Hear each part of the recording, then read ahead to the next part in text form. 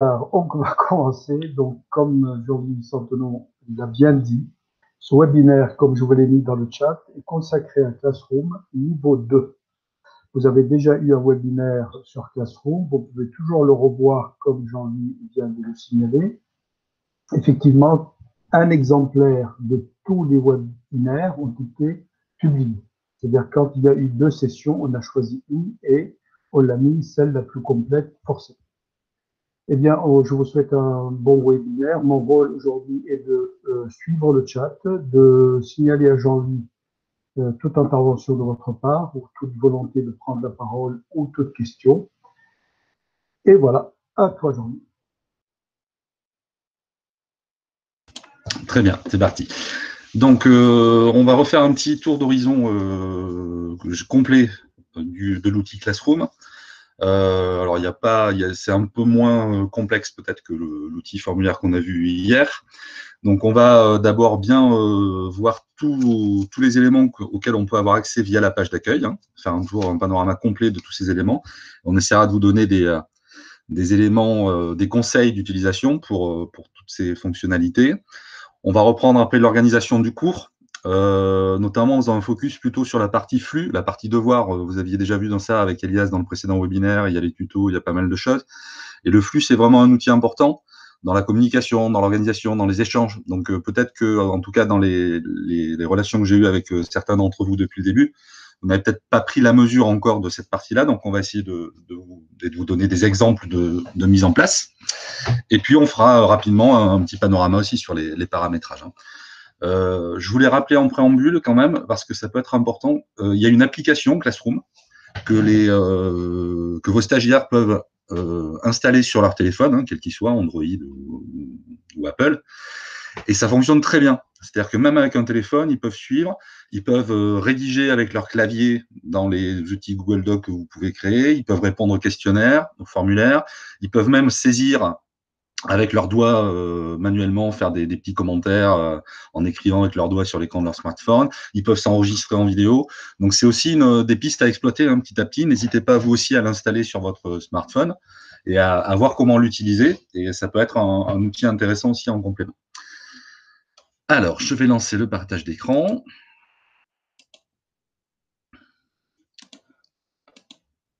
Voilà. Parfait. Parfait. Donc, on démarre. Donc, nous voici sur la page d'accueil du Classroom. Donc là, je vais jongler entre 2 comptes. Vous voyez qu'il y a 2 onglets Classroom en haut. Un compte du Pôle R&D, là où il n'y a pas trop de cours pour l'instant parce qu'on ne l'a pas beaucoup utilisé. Et un compte personnel que j'ai déjà utilisé plus longuement. Donc, ça permettra de voir un petit peu, c'est là où je dirais des exemples un peu aboutis, plus aboutis, et de voir la gestion qu'on peut avoir des cours quand il y en a, quand ils sont plus nombreux. Alors, d'abord, quand vous arrivez, donc, ce que j'appelle la page d'accueil. Hein. Donc, sur cette page d'accueil, je ne vous rappelle pas comment on y accède. Vous pouvez donc accéder ou créer un cours par le bouton plus. Hein. Je vous renvoie là, si je reviens pas là-dessus en détail. Vous avez tous les éléments dans les tutos. On va s'intéresser donc aux vignettes qui composent un cours. Alors, sur ces vignettes, qu'est-ce qu'on retrouve?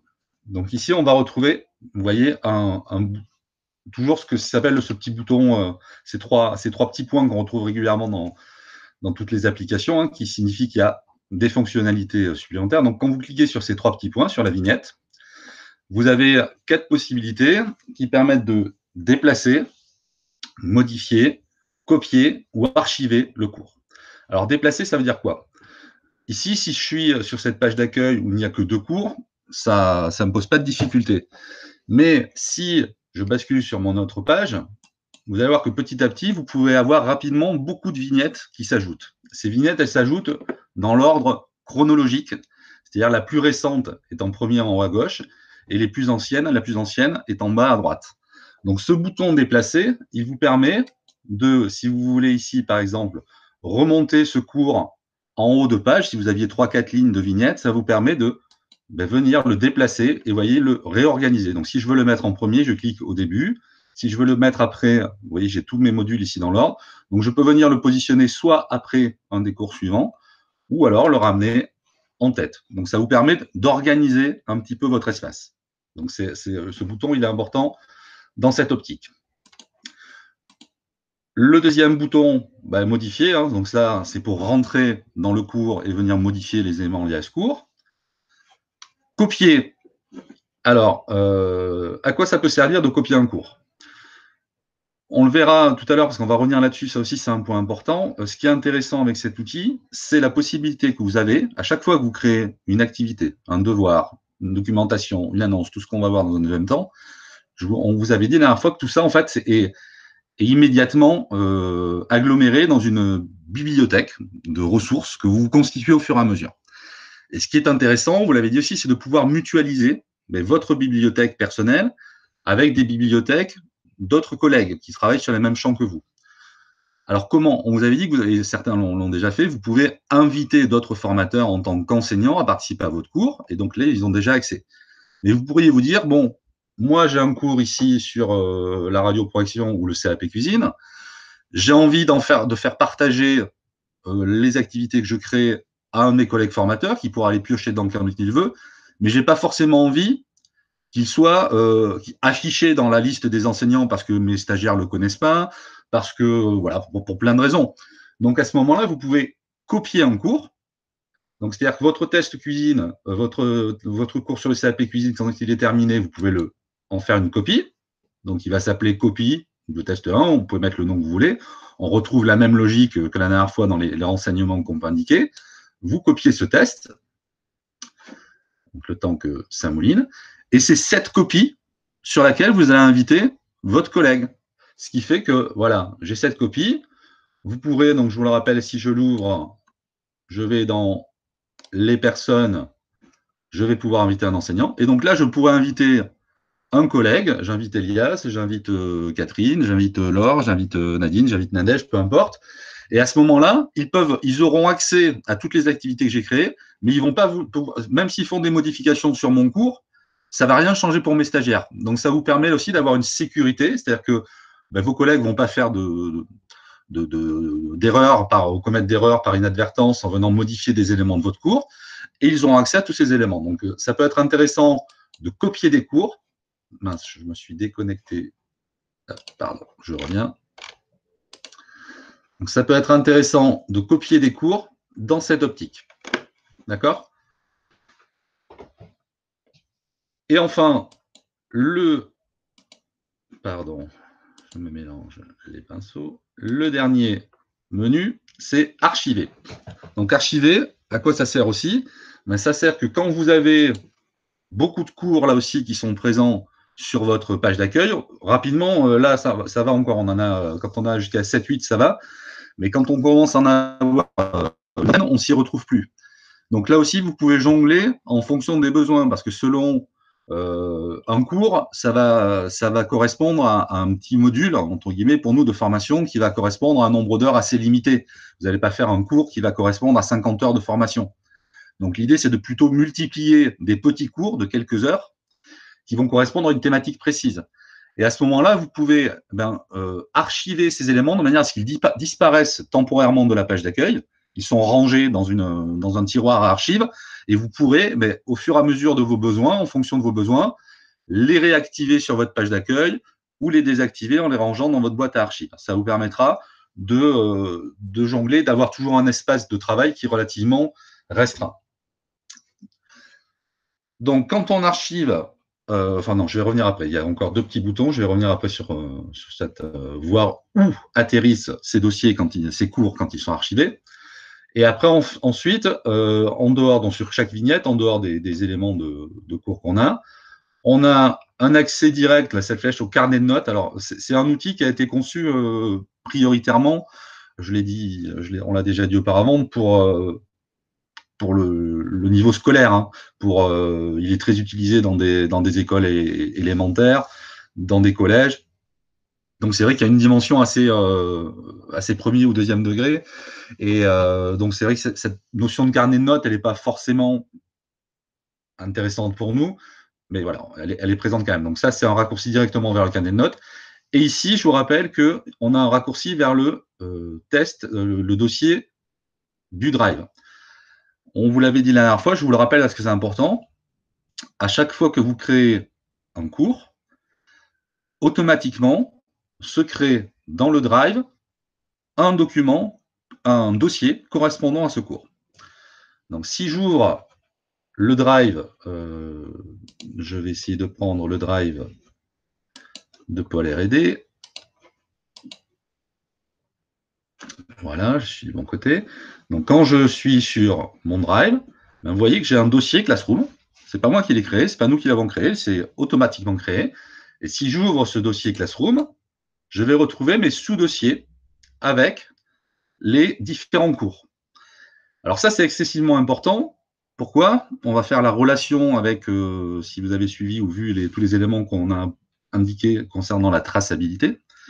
Ces dossiers, à l'intérieur, vont se retrouver à chaque fois que vous faites des devoirs avec des documents textes sur lesquels il y a des productions réalisées par les stagiaires, des documents à remplir.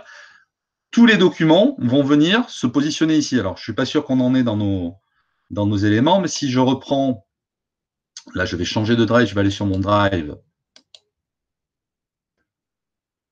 personnel, pardon, hop. Donc, je retrouve mon dossier Classroom ici. Là, je retrouve tous mes sous-dossiers. Donc, vous voyez que j'en ai toute une flopée. Et si je vais chercher, par exemple, celui-ci, en 2018, donc là, je sais que j'ouvre. Là, j'ai tous les documents qui ont été joints. Et si je prends le premier devoir, la première activité que j'avais créée, vous voyez, je retrouve tous les documents de mes stagiaires. Je clique, hein, je retrouve le documentaire de cette dame avec toutes les questions qu'elle a répondues. Donc là, j'ai archivé directement dans mon dossier Drive toute la trace des productions de mes stagiaires. Donc c'est important de savoir que ces dossiers, quand on parlait d'archivage, on l'avait dit la dernière fois, les documents doivent être conservés pendant 4 ans. Donc, ces documents qui sont les preuves de l'assiduité de vos stagiaires, c'est à partir de là qu'il faut en faire un partage aussi avec vos collègues qui ne sont pas formateurs, mais qui vont être dans la partie administrative, avec vos collègues CFE. Enfin, il faut trouver un mode d'organisation de l'archivage de ces productions. Donc, il y a déjà tous ces éléments dans le Drive. On peut en faire une copie, on peut les partager. Enfin, il y a tout. On fera un webinaire à la rentrée sur le Drive, donc on pourra vous donner des pistes là aussi d'utilisation, mais c'est important de bien avoir ça en tête. À chaque fois que vous créez un document devoir avec des outils texte, par exemple, eh bien, on garde systématiquement la trace de ces outils texte dans le Drive. Donc, ce dossier Drive, il est très important. C'est clair pour tout le monde ou il y a des questions à ce niveau-là qui n'est peut-être pas… Question posée dans le chat. Est-ce que les apprenants ont accès à ce Drive? Alors, les apprenants ont accès à ce Drive, mais chacun n'a accès qu'à aux éléments le concernant. Il n'a pas accès aux devoirs des autres personnes, par exemple. Il a automatiquement, lui aussi, un dossier qui se crée dans son Drive personnel, via son compte Se Former en ligne, mais dans ce dossier ne seront présents que ces éléments.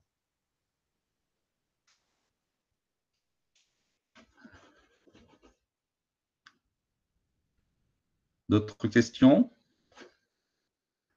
Une question vient de tomber, je n'ai pas eu le temps de la lire, tu peux la découvrir en même temps.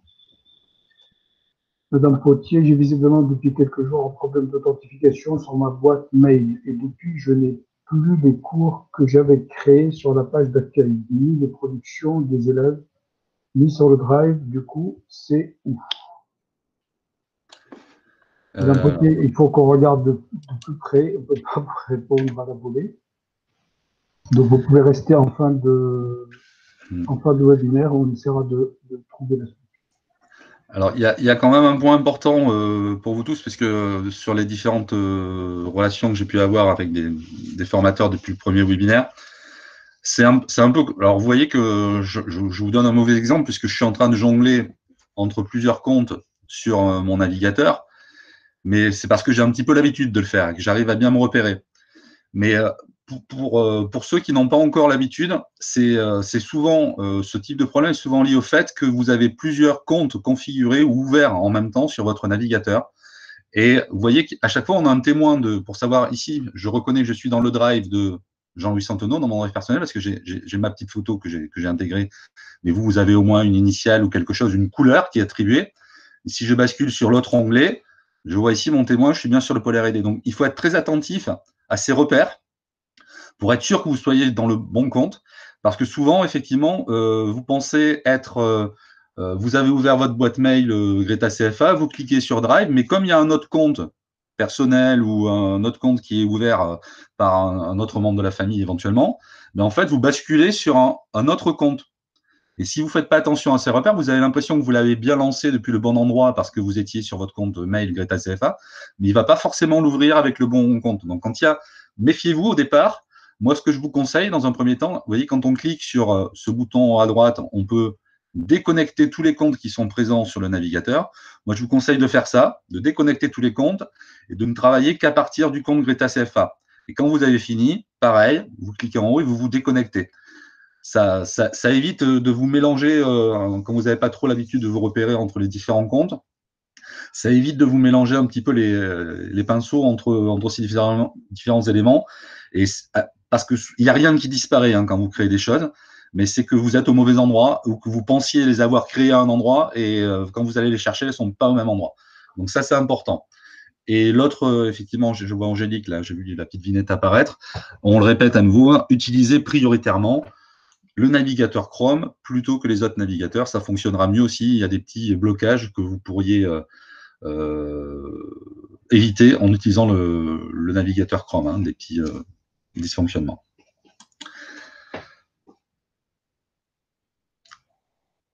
OK, pas d'autres questions? Non. Bien. Donc je reviens, je referme mon drive. Donc ça, c'est un élément très important, cet archivage automatique dans le drive. Donc on a fait le tour de cette vignette. On a vu, placer, modifier, copier, archiver. Donc archiver, où est-ce qu'on va retrouver nos cours archivés? Donc vous voyez que ici en haut, on a aussi cette icône, là, ces trois petites lignes qui est récurrente dans toutes les applications. Donc quand on clique, on a un menu latéral qui va s'ouvrir. Alors on va faire le tour de ce menu latéral et on verra du coup en bout de piste où sont archivés les cours. Donc qu'est-ce qu'on retrouve? Un cours. Ah, et ici on a un bouton agenda. Alors ce bouton agenda, il peut être intéressant aussi. Pourquoi? Parce qu'à chaque fois que vous créez un cours, l'application crée automatiquement un agenda spécifique lié à ce cours. C'est-à-dire qu'ici, il y a 3 agendas qui existent, qui sont copie de test 1, radioprotection, ou test 1 CAP cuisine. Ils ont le nom directement du cours. Et cet agenda, il est accessible à tous les participants au cours, qu'ils soient enseignants et élèves. Donc ça veut dire qu'à chaque fois que vous créez un cours, l'application génère un agenda partagé entre tous les participants à ce cours. Et cet agenda, vous pouvez l'utiliser aussi quand vous serez un peu plus aguerri aussi, et que vos stagiaires aussi auront plus l'habitude de se repérer. Vous pouvez l'utiliser pour baliser un emploi du temps dans cet agenda. Quand vous mettez des limites de devoirs, des échéances à un devoir, quand vous le créez, si vous donnez une échéance le 18 avril, cette échéance va se retrouver dans l'agenda. Donc, si tous vos stagiaires utilisent cet agenda aussi, vous verrez qu'ils auront une alerte leur rappelant, attention, 18 avril, vous avez un devoir à rendre. Donc, ça peut être intéressant aussi d'accéder à ces agendas. Donc, j'étais dans le menu latéral. Si je clique sur agenda, je vais avoir un lien vers tous les agendas du cours. Vous voyez, il me propose toutes les classes. Donc, je peux choisir l'un ou l'autre. Et je verrai en naviguant, alors là, il n'y a pas d'événement de programmer, mais je verrai en naviguant dans les différents agendas si j'ai programmé des événements. Et ces agendas, si vous les activez, vous y avez également accès depuis votre application Agenda dans votre compte test. Alors l'application Agenda, on y accède par deux entrées quand on est là. Donc soit on repasse par le lanceur d'application, on va cliquer sur l'agenda. Mais quand vous êtes dans un cours, ici, ce cours test 1, sur le polaire aidé, Donc, l'accès à l'agenda est ici, vous voyez, dans le menu travaux et devoirs, on a ici un lien vers cet agenda. Donc, si je clique dessus, il m'ouvre l'agenda du pôle R&D. Et dans la série ici d'agenda potentiels que je peux activer, vous voyez, je peux avoir ici, je retrouve mon agenda copie de test. Donc, en cochant ou décochant les différents éléments, je peux afficher l'agenda d'un cours en particulier. Donc, je peux juste garder mon agenda personnel d'activer. Je peux y ajouter celui du cours. Donc là, ce n'est pas très parlant, j'aurais dû programmer un événement dans cette journée, ça aurait été plus explicite. Je suis désolé, je n'ai pas pensé à le faire. Mais vous pouvez donc vous aussi avoir accès, soit depuis votre agenda personnel, en activant ou désactivant les agendas du cours, aux événements qui sont programmés, soit depuis ce menu, en cliquant sur agenda, vous pouvez avoir accès à tous les agendas des cours et voir effectivement, pour vous aussi, ça sert de rappel. Donc, ça peut être un outil complémentaire intéressant aussi. Quand vous aurez un petit peu maîtrisé les bases et les fondamentaux, vous pourrez utiliser ces agendas partagés avec vos élèves. Et là, encore une fois, c'est un élément de preuve. Si vous organisez un rendez-vous d'accompagnement, de remédiation avec un stagiaire, vous l'inscrivez dans cet agenda partagé du cours, il restera la trace de ce rendez-vous prévu, organisé avec un stagiaire. Donc là aussi, on est dans cette logique de multiplier les indices et les faisceaux de traces de l'accompagnement et des productions des stagiaires. Donc je reviens sur ce menu latéral, donc la page d'accueil avec tous les cours, l'agenda, affaires en dessous. Alors, affaires, qu'est-ce que ça va nous renvoyer en fait sur votre, comment dire, sur votre classeur de correction. À chaque fois que vous créez un devoir, ça veut dire que ça appelle des productions, des retours des stagiaires. Donc, ça va vous permettre, vous, d'avoir accès ici à faire. Vous allez voir les cours, pareil, vous pouvez filtrer par cours, voir une vignette avec les devoirs qui ont été programmés, qui restent à corriger. Donc là, on voit que j'ai un devoir attribué, personne ne l'a remis, donc je ne peux pas encore le corriger. Et une fois que vous avez corrigé, après, vous avez accès à tous les éléments que vous avez pu corriger. Donc, si je bascule sur mon document perso, ce sera peut-être plus explicite. Hop. Je vais retrouver vous voyez, je retrouve tous les documents et je peux aller choisir. Donc, on a un code couleur qui correspond à la vignette et je peux retrouver. Donc, déjà, j'ai un témoin visuel de ce qui a été fait, pas fait. Et je peux accéder directement, hop, à mes devoirs. Je peux aller faire mes notations, aller voir les documents de tous les stagiaires qui ont été rendus. Donc là, tout à l'heure, on les a vus dans le Drive. Là, je suis dans l'outil de correction. Je peux aller voir donc, ce document qui a été remis par cette personne. Je vais pouvoir le corriger. Donc, le corriger, ça veut dire quoi? Ça veut dire le lire. Ça veut dire éventuellement la noter. Donc, vous pouvez, ici, tiens, vous trouvez que ce paragraphe, vous avez un commentaire à faire. Vous voyez, donc quand je sélectionne cette zone, je peux cliquer ici sur ajouter un commentaire et je vais pouvoir ajouter un commentaire comme vous ajoutez, ou comme les enseignants ajoutent un commentaire dans la marge d'une copie.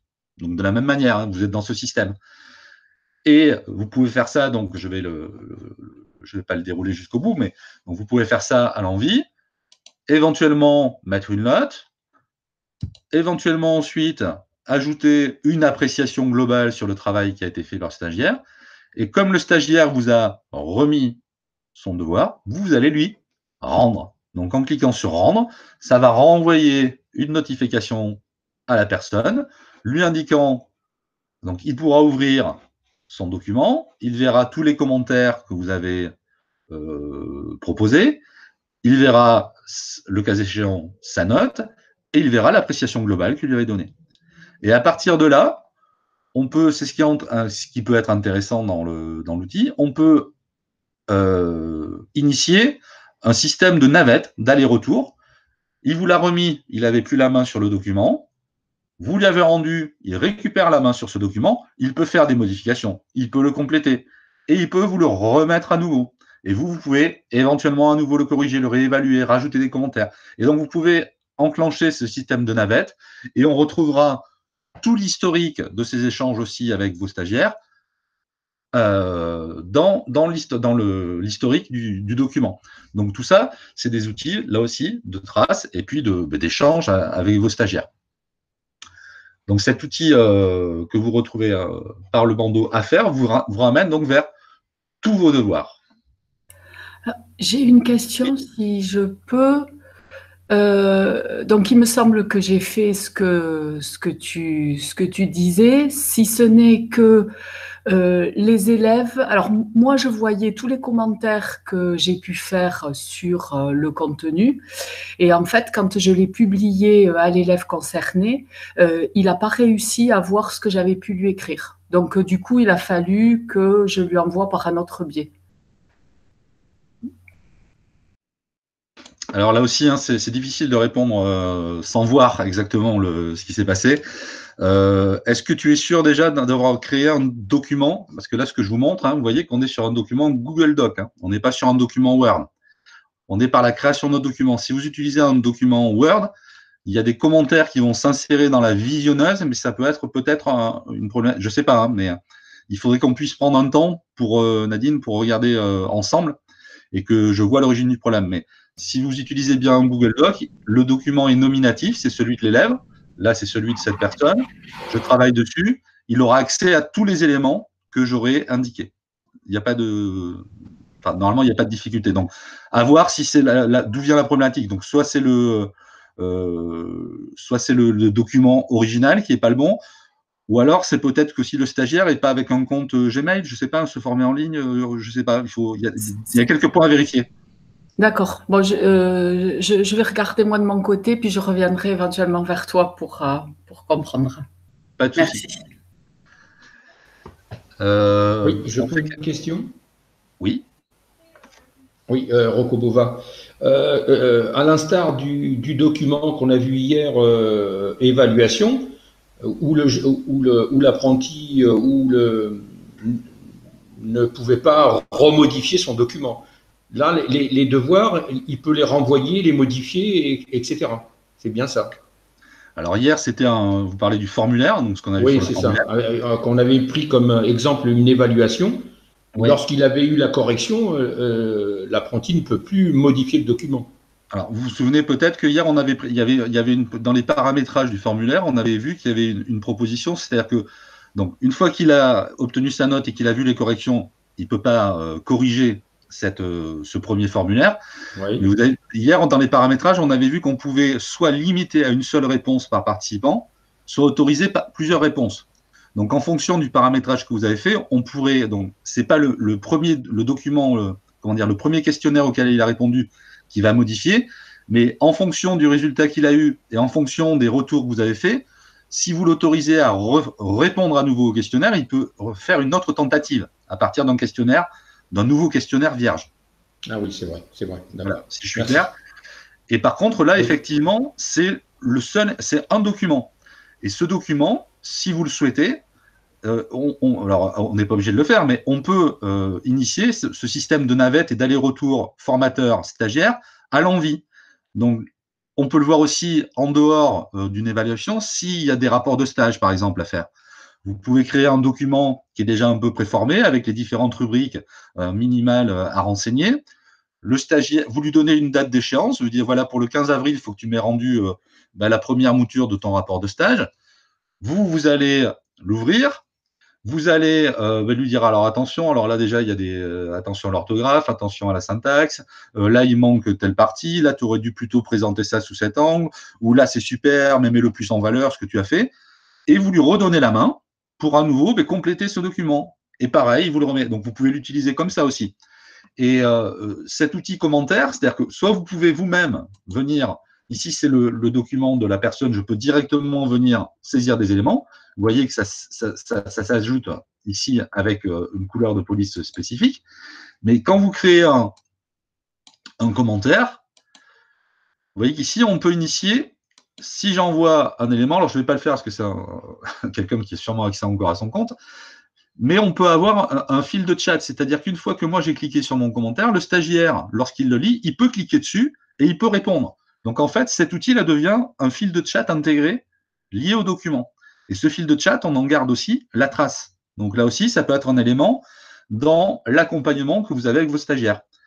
Donc voilà, il y a plein de fonctionnalités dans la gestion là, de ces documents textes qui sont partagés avec un accès pour vous, un accès pour les élèves. Vous pouvez vraiment accompagner, avoir une lisibilité à tout moment sur leur progression et pouvoir les guider, les accompagner, soit de manière asynchrone, mais on peut imaginer aussi que vous soyez de manière synchrone, c'est-à-dire que vous vous donnez un rendez-vous, vous dites à 15 h aujourd'hui, cet après-midi, on se connecte tous les deux sur le Classroom, on va afficher tous les deux ce document texte à l'écran et on va travailler.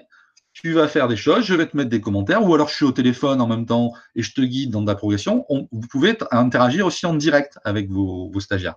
Donc, c'est pour ça que plus vous utiliserez les outils bureautiques intégrés dans votre Congreta CFA, les Google Docs, le Google Sheet, etc., plus vous aurez la dimension collaborative qui sera prégnante avec vos stagiaires et plus vous pourrez vraiment avoir un travail de fond, un travail en direct ou indirect et surtout avoir toujours les traces de ces éléments puisqu'on reste toujours dans le même élément. Donc, c'est que ces documents ils soient générés depuis le Classroom ou depuis ailleurs. Mais si vous le faites depuis le Classroom, c'est très bien. On aura tout ça qui s'archive directement dans le dossier Drive qu'on évoquait tout à l'heure. Oui, je voulais poser une question par rapport aux commentaires. Quand on fait donc des commentaires aller-retour, c'est publié instantanément pour l'élève. Il a une notification dans ses mails. Non, pas. Alors là, il y a une notification. Il y aura une notification quand vous allez cliquer sur rendre. Ici. Ah, d'accord. OK. Quand vous cliquez sur rendre, effectivement, là, ça va envoyer une alerte par mail en disant au stagiaire, voilà, Madame de Saint-Léger a corrigé votre devoir, tel nom, etc. Vous avez obtenu la note de temps si vous avez évalué. Il lira le commentaire privé que vous avez pu créer et il pourra accéder au document là où il lira les commentaires. Mais si vous faites juste un commentaire, il n'y a pas de notification qui arrive à ce moment-là directement. D'accord, parce qu'il y a souvent marqué publié et quand je ne mets pas publié, après le commentaire il disparaît. Alors là, vous parlez dans les formulaires ? Non, ici, dans le doc. Alors ici, quand vous créez un commentaire, il faut, pour qu'il soit actif, il faut cliquer sur commenter, là, ou publier, effectivement. Sinon, il disparaît. Si vous validez pas effectivement la publication entre guillemets de cet élément, il disparaît effectivement. Alors il faut penser effectivement à cliquer sur publier, enregistrer, commenter, ça correspond à selon les applications, le bouton est un peu différent, mais il faut vraiment cliquer sur ce bouton bleu pour valider effectivement la mise en ligne effective de ce commentaire. Et donc ça ne veut pas dire forcément que instantanément ce commentaire est envoyé à l'élève. Non, il est en marge, il est du document. Voilà. D'accord, ok. Il y reste que si on clique, oui. Alors, si vous cliquez sur commenter, il va rester. Et si le stagiaire ouvre le document, il va le voir. Mais il n'a pas une notification qui lui envoie. La notification, elle n'est effective que quand vous cliquez depuis le petit Classroom sur rendre. Voilà. D'accord, ok, très bien. Merci beaucoup.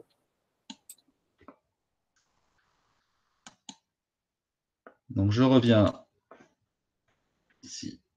Donc, cet outil, on en était dans cette liste de paramètres. Donc, cet outil à faire, donc, vous renvoie vers tous les documents, tous les devoirs que vous avez créés, organisés, cours par cours. Et vous pouvez donc avoir accès, depuis cet élément, à toute la liste. Là, c'est plus parlant parce que j'en ai beaucoup. Et donc, vous pouvez sélectionner, voir si vous avez des choses à corriger qui vous manquent, etc., etc. À corriger et corriger.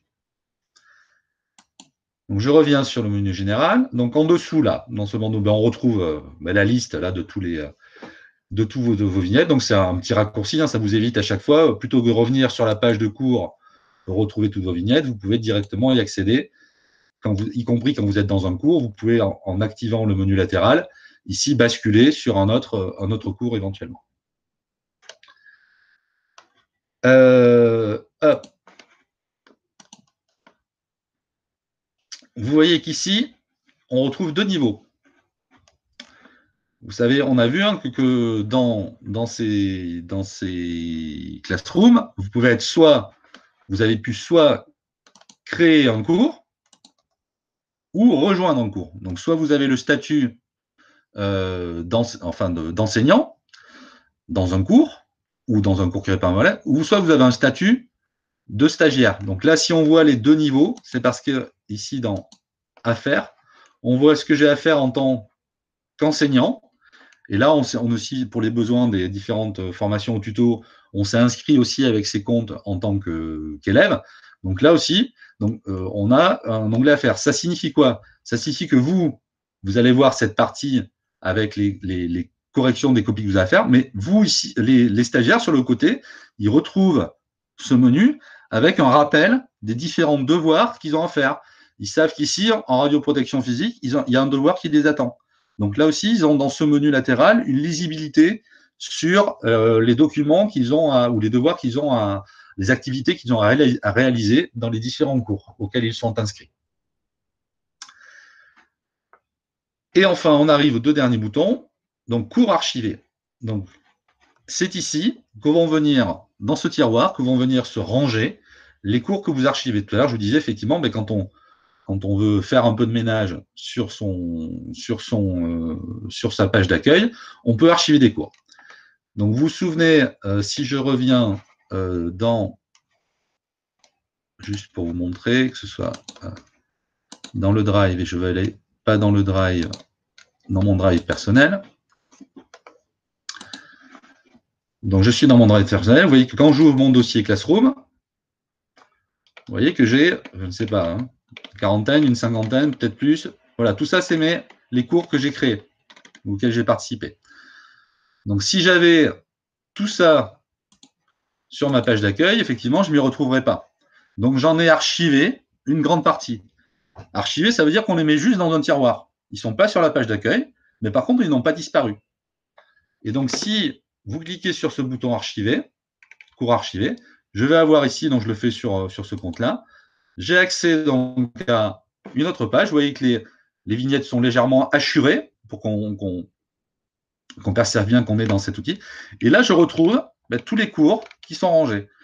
Et tous ces cours que j'ai rangés, je peux décider, donc comme tout à l'heure, si je veux restaurer ce cours-là qui est en anglais, par exemple, je vais retrouver, au lieu du bouton archiver, je retrouve le bouton restaurer. Je clique sur restaurer. Êtes-vous sûr? Oui. Et si je reviens sur ma page d'accueil générale, vous voyez, le cours sur les nombres en anglais est accessible ici. Et donc, je vais pouvoir maintenant retravailler sur ce cours, en faire une copie éventuellement, inviter des stagiaires, etc., etc., etc. Refaire toute la liberté. Et si, au bout de quelques temps, vous décidez que vous devez, là aussi, à nouveau le ranger, même chose, archiver. C'est clair? Donc, l'intérêt, là aussi, c'est de pouvoir gérer votre page d'accueil. Tout ce que vous faites n'est pas perdu. Les cours sont dans un tiroir. Vous pouvez les remettre en service à tout moment. Vous avez vu qu'ils n'ont pas disparu de mon drive. Je retrouve par contre dans mon drive tous les documents, même si je les archive, je retrouve tous les éléments et je vais retrouver, vous voyez, le numbers, il était toujours là. Je vais retrouver tous les documents liés et toutes les traces quand même dans mon drive. Donc, ce n'est pas la peine, quand vous avez besoin d'accéder aux traces de production de stagiaires, ce n'est pas la peine d'aller forcément restaurer un cours, mais vous accédez via votre drive à tous les éléments qui ont été proposés. L'intérêt de l'archive. Une toute petite astuce également, là ici, et c'est très important pour la traçabilité. Lorsque vous avez un cours archivé depuis, par exemple, 2 ans, et que vous désarchivez ce cours pour pouvoir le retravailler, il vaut mieux en faire une copie immédiatement. Pourquoi? Parce que comme ça va créer un espace sur le drive pour les nouveaux apprenants, et à ce moment-là, vous pouvez avoir un suivi beaucoup plus simple. Par exemple, ici, nombre, à supposer que vous l'avez fait l'année dernière, nombre, donc dans ce cas-là, il a été fait en 2019.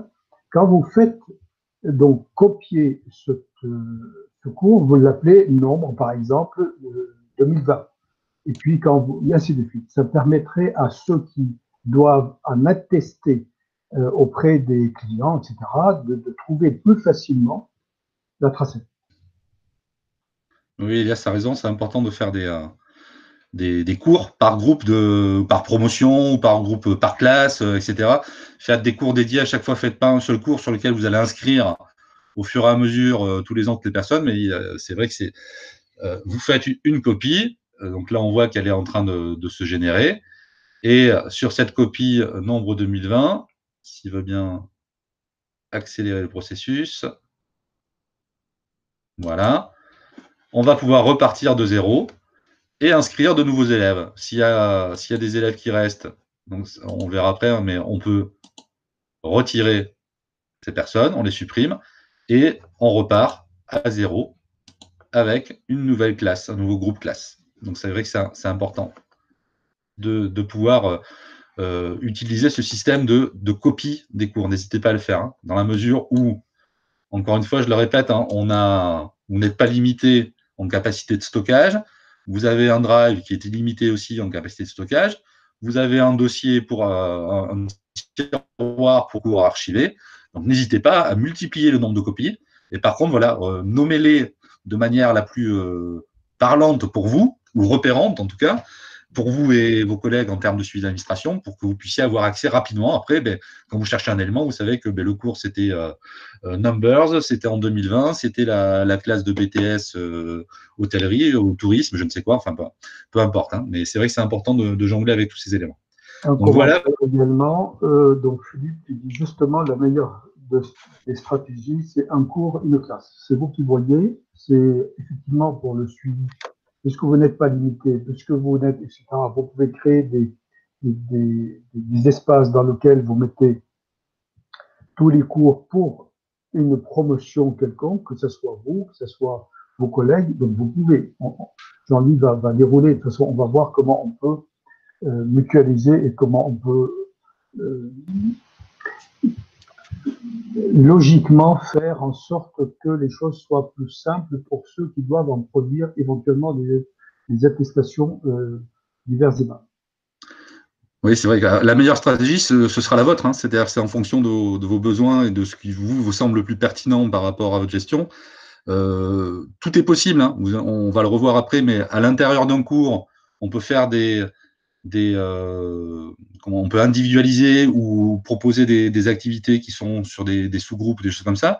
Mais aussi, on pourrait aussi créer des cours spécifiques vous pouvez partager votre groupe en deux groupes, en deux sous-groupes, et pour y avoir un cours pour un sous-groupe, un cours équivalent pour l'autre sous-groupe, mais où vous pourriez, par exemple, jongler avec, vous proposer des ressources différenciées, dans des projets, dans des pédagogies un peu par projet, avec de l'émulation, avec des ressources différenciées, où vous donnez des challenges à réaliser. On peut tout imaginer, hein, mais vous avez cette liberté d'en créer autant que vous voulez. Donc après, voilà, c'est juste à vous à pouvoir vous repérer dans ces éléments, mais il n'y a pas de meilleure stratégie ou pas. C'est vous qui verrez en fonction de vos besoins ce qui vous semble le plus pertinent. Et enfin, donc pour terminer ce menu, on a quelques paramètres. Alors, c'est relativement restreint. Ça correspond à votre profil, donc simplement. Et surtout, voilà, ici, il y a ce bouton qui est important, qui permet d'activer ou de désactiver les notifications. Alors, moi, je l'ai désactivé parce que c'est un peu à double tranchant, la notification. C'est une alerte, c'est bien, mais si vous commencez à gérer beaucoup de cours, on est vite noyé sous les notifications. Et donc, on a une pluie de messages qui arrivent dans la boîte mail et qui peut être un peu parasitant ou polluant. Donc, ça dépend aussi ça dépend de votre regard là-dessus. Et donc, dans ces paramètres, vous pouvez choisir de recevoir, d'activer ou de désactiver ces notifications. Ce qui fera qu'à chaque fois, si vous activez, à chaque fois qu'il y aura un commentaire dans la partie flux, effectivement, vous aurez une notification, tel élève a fait un commentaire. Alors, à vous de le gérer, vous voyez, hein, vous pouvez y revenir, l'activer, le désactiver quand bon vous semble, mais donc c'est important de le savoir. Donc, soit vous vous dites, vous savez, moi j'aurais tendance pour moi, je préfère aller ouvrir l'application, ouvrir un cours, regarder s'il y a des commentaires, regarder avec mon témoin, regarder s'il y a des devoirs qui ont été remis, plutôt qu'être noyé sous les notifications. Après, si vous avez peu de cours et que vous préférez avoir une alerte, vous pouvez le paramétrer aussi. Donc, à vous de gérer cette partie-là, mais donc ça se retrouve tout en bas, ici, dans les paramètres de l'application Classroom. Une intervention également. Donc, si je modifie, si j'interviens sur le titre de mon cours, est-ce que les apprenants reçoivent à chaque fois une alerte? Alors là, j'ai pas la science infuse là-dessus. Non, je pense pas qu'il y ait une alerte. La réponse Par est contre, non. Hein. La réponse est non. il n'y a pas d'alerte, mais en tout cas, la modification est effective pour tous ceux qui participent au cours. Le titre est modifié pour l'ensemble des participants. Donc, si vous rajoutez un élément dans le titre, on verra après où est-ce qu'on change ça, mais chaque fois que vous modifiez quelque chose, effectivement, c'est modifié pour l'ensemble des participants.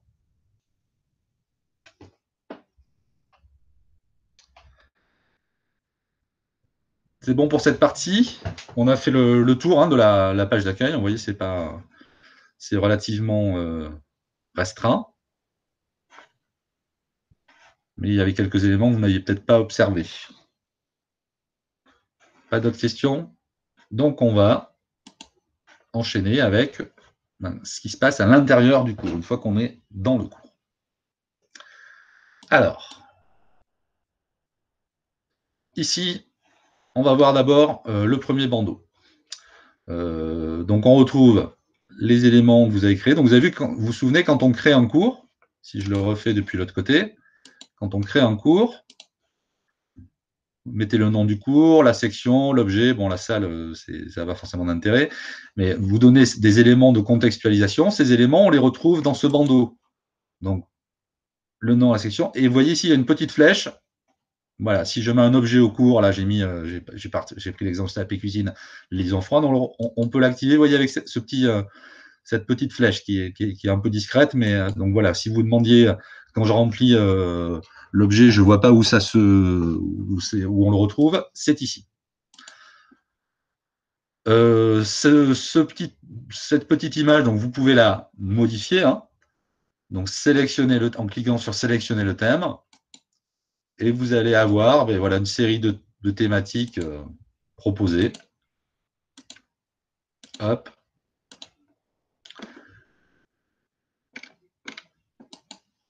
Où vous pouvez importer une photo, un logo, de manière à ce que le bandeau soit personnalisé. Donc, vous pouvez importer une photo du dispositif dans lequel vous travaillez, du Greta CFA, etc., etc. Donc, vous pouvez modifier et personnaliser, donc soit avec une image déjà intégrée. Là aussi, c'est un univers, vous voyez, tout ce qui est proposé, c'est effectivement un peu scolaire peut-être, ou un peu pas très adulte. Donc, avec nos publics, éventuellement, on peut du coup plutôt privilégier d'importer une photo, un logo, qui aura un côté un peu plus ludique ou institutionnel.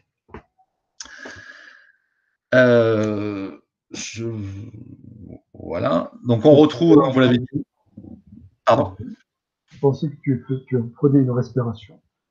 Donc, une question de Madame Duprat. Un élève clique par erreur pour rendre un cours. Comment je peux lui réactiver en tant que devoir attribué afin de pouvoir le compléter à nouveau? Alors, c'est ce qu'on disait tout à l'heure. Vous avez vu, quand il y a le bouton « Rendre », quand vous faites la correction, donc vous rendez le devoir. Quand vous rendez le devoir, vous lui redonnez la main pour retravailler à nouveau. Donc, si effectivement il est cliqué par erreur sur « Rendre », il vous interpelle ou il vous alerte, ou vous l'avez vu, et vous cliquez donc sur « Remettre »,« Rendre », de manière à lui redonner la main sur ce document.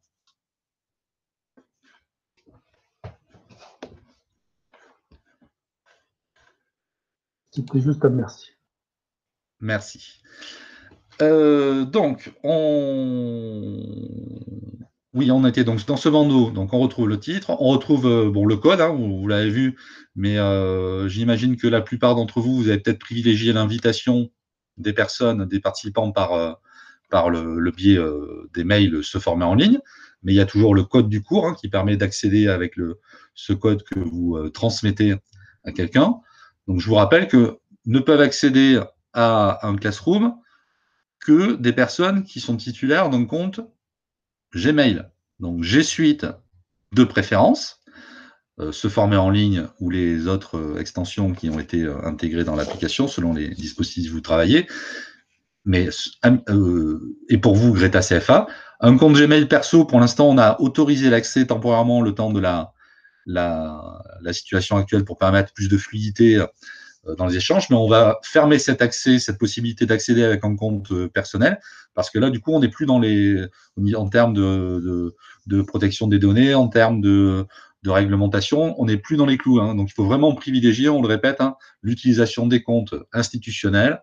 Pour vous, Greta CFA, pour les stagiaires se former en ligne, ou pour certains d'entre vous, formateurs qui intervenaient ponctuellement, qui avaient un statut un peu non permanent au Greta CFA, on vous crée aussi des comptes se former en ligne. Donc, c'est deux domaines.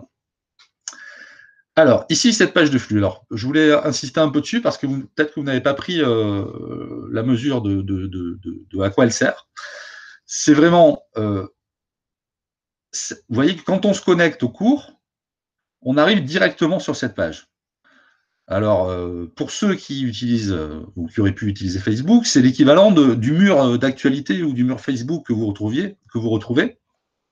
C'est-à-dire que tout ce qui va être créé, proposé par les enseignants ou les stagiaires va s'afficher sur cette page de manière chronologique, le plus récent en haut. Donc, automatiquement, tous les travaux et devoirs que vous créez, vous avez vu qu'ils basculent ici sur une petite fenêtre qui permet d'accéder pour les stagiaires et pour vous-même directement à ces éléments. Et on peut aussi directement partager, vous voyez ici, une information avec votre classe.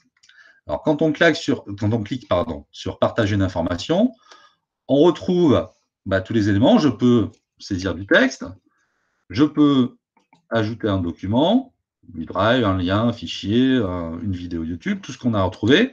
Je peux le publier pour un même cours à tous les élèves de ce cours, ou je peux le publier pour plusieurs cours simultanément.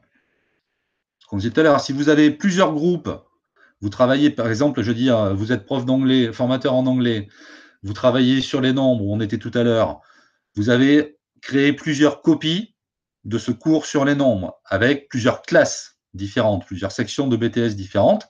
Vous pouvez faire une seule annonce qui va être immédiatement dupliquée dans l'ensemble des cours auxquels vous parlez. Donc, ça, c'est un premier point. Donc, vous pouvez la publier directement, ou vous pouvez l'enregistrer pour la publier ultérieurement. Alors, c'est important parce que cette page, ça va être la vie du cours, en fait. Donc, c'est à vous aussi à l'organiser. Et c'est un outil qui va vous permettre de structurer votre cours. C'est-à-dire qu'on ne va pas, si vous, pour l'instant, vous vous êtes limité à créer des travaux et devoirs, donc on a cet élément qui arrive ici, on a un empilement de devoirs qui se créent les uns sous les autres, mais on n'a pas tellement d'indications ni d'interaction avec vos stagiaires. L'idée, c'est de pouvoir organiser cet espace avec des consignes, avec des conseils, en venant expliquer ce qu'on fait, en rappelant les objectifs, en rappelant par rapport à la réglementation aussi la durée estimée, si on est en formation à distance. Si vous êtes là, vous avez un cours, ce cours, combien de temps il dure? Les activités, combien de temps elles durent? Donc là, c'est vraiment la vie du cours. Donc, pour vous donner un exemple de ce à quoi ça peut ressembler, je vais basculer sur mon compte d'AFPIC et je vais ouvrir un cours, celui-ci par exemple. Donc, avec ma page de flux, elle va être riche. Et ici, j'avais commencé alors ça a été modifié après, vous allez voir, on va revenir un peu en haut. J'ai commencé, c'est-à-dire que quand ils arrivaient, mes stagiaires, sur le flux, sur le Classroom, boum, ils ont directement un élément qui leur rappelle la thématique abordée, la durée estimée de ce cours, dans quelles conditions il se déroule, le nombre d'activités proposées, pour chaque activité, la durée estimée, de quel type d'activité il s'agit, activité individuelle, activité en groupe, en sous-groupe, les thématiques. Et donc voilà, tout ça, je détaille dans une publication la structure le programme de mon cours et là aussi, pour faire référence à la traçabilité, la durée estimée. Donc là, si vous avez suivi aussi les webinaires, on est aussi là dans l'obligation d'information des stagiaires, au-delà de la convention, tout ça. Là aussi, c'est un devoir d'information. Donc tout ça, je leur donne. On peut préciser aussi dans ce cas-là si les activités qu'on propose sont ordonnées ou pas. À savoir, ici j'ai activité 1, 2, 3, 4, 5, 6. Est-ce que vous devez les réaliser dans l'ordre proposé ou est-ce que vous pouvez les réaliser à votre guise aussi? Là, c'est des indications qu'il est intéressant de donner.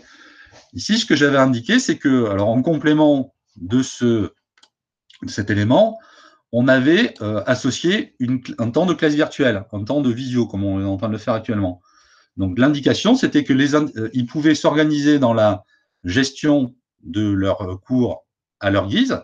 L'impératif, c'était que ces 3 activités, 1, 2 et 6, étaient à réaliser impérativement avant la classe virtuelle, parce que la thématique de la classe virtuelle allait revenir, allait donner lieu à une restitution sur ces activités. Donc ça, c'est un premier élément qui me semble important, c'est de pouvoir proposer, ici, de cadrer, de border à quoi sert ce cours et quels sont les objectifs. Des messages d'encouragement. Donc ça, c'est un premier pas. Ensuite, on peut, là je remonte parce que c'est des choses qui ont été faites en complément, on peut interagir différemment. Donc là, je vois un pavé de texte, il faut le lire. Alors c'est important de le mettre parce que ça laisse aussi une trace formelle, mais si on veut interagir un peu plus, de manière un peu plus forte ou un peu plus moderne ou un peu plus interactive avec vos stagiaires, on peut imaginer, mais il peut y avoir qu'en complément de mon pavé de texte, j'ai une vidéo qui reprend les mêmes choses. J'ai une vidéo que je m'enregistre avec ma webcam, ça dure 2 minutes, et j'intègre cette vidéo en complément ou associée à cet élément. Et là, je peux, qui leur reprécise aussi les activités, et puis ça personnalise un petit peu plus la relation avec les gens, avec les stagiaires. Alors ça, c'est un bon exemple parce que c'est un cours qui devait, enfin, un petit module qui devait se passer en auto-formation à distance, qui était avec des stagiaires du CAFOC. J'avais organisé cette partie, les stagiaires devaient les réaliser chez eux. Il s'est trouvé, pour des raisons indépendantes de notre volonté, des raisons d'organisation, au dernier moment, ce cours, il a été dit que les stagiaires devaient venir au CAFOC et aller réaliser ce cours en auto-formation au CAFOC, sur les PC du CAFOC. Bon. Eh bien, écoutez, le matin, j'ai été prévenu le jour même. Avec mon téléphone, j'ai dit, bon, mais j'arrive au CAFOC, j'ai pu intégrer directement une vidéo. Alors, vous aurez peut-être un peu de son.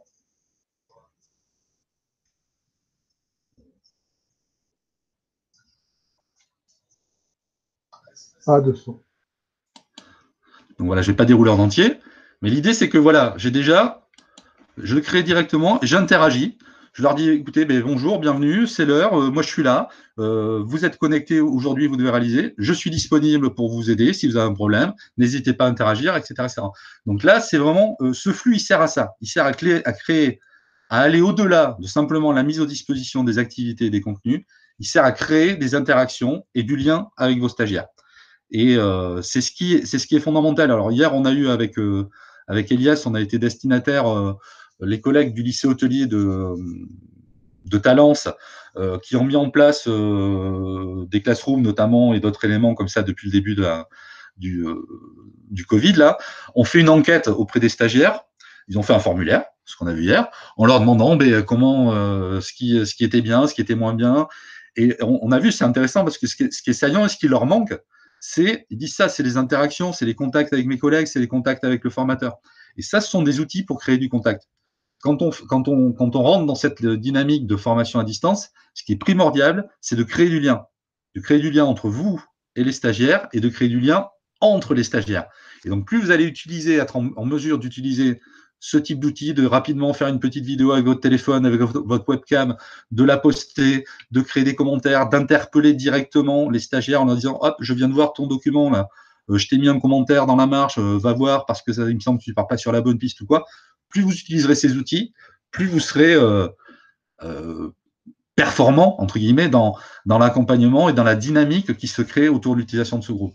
Donc cette page, elle sert à ça. Au-delà de l'empilement des… Voilà. Après, on peut jouer avec tous les commentaires. Là, pareil, c'est bien d'intégrer des fils de chat avec les stagiaires sur tous ces éléments. Donc, vous êtes en direct, vous avez une visibilité, il y a un commentaire, hop, vous réagissez. Vous réagissez parce que vous répondez à une problématique, ou simplement, eh ben, on fait des blagues. Alors, sur celui-ci, il n'y a pas eu trop de commentaires, mais il y avait le même devoir sur l'année 2018, peut-être. Vous voyez, là, voilà. Bonjour, je leur ai fait voilà, un petit clin d'œil. Salut les geeks, puisqu'ils avaient, pour certains, beaucoup de difficultés à accéder. Donc voilà, bonjour, vous êtes bien partis, super. Bon, voilà. On crée du lien, simplement, du lien social avec vos stagiaires de l'accompagnement.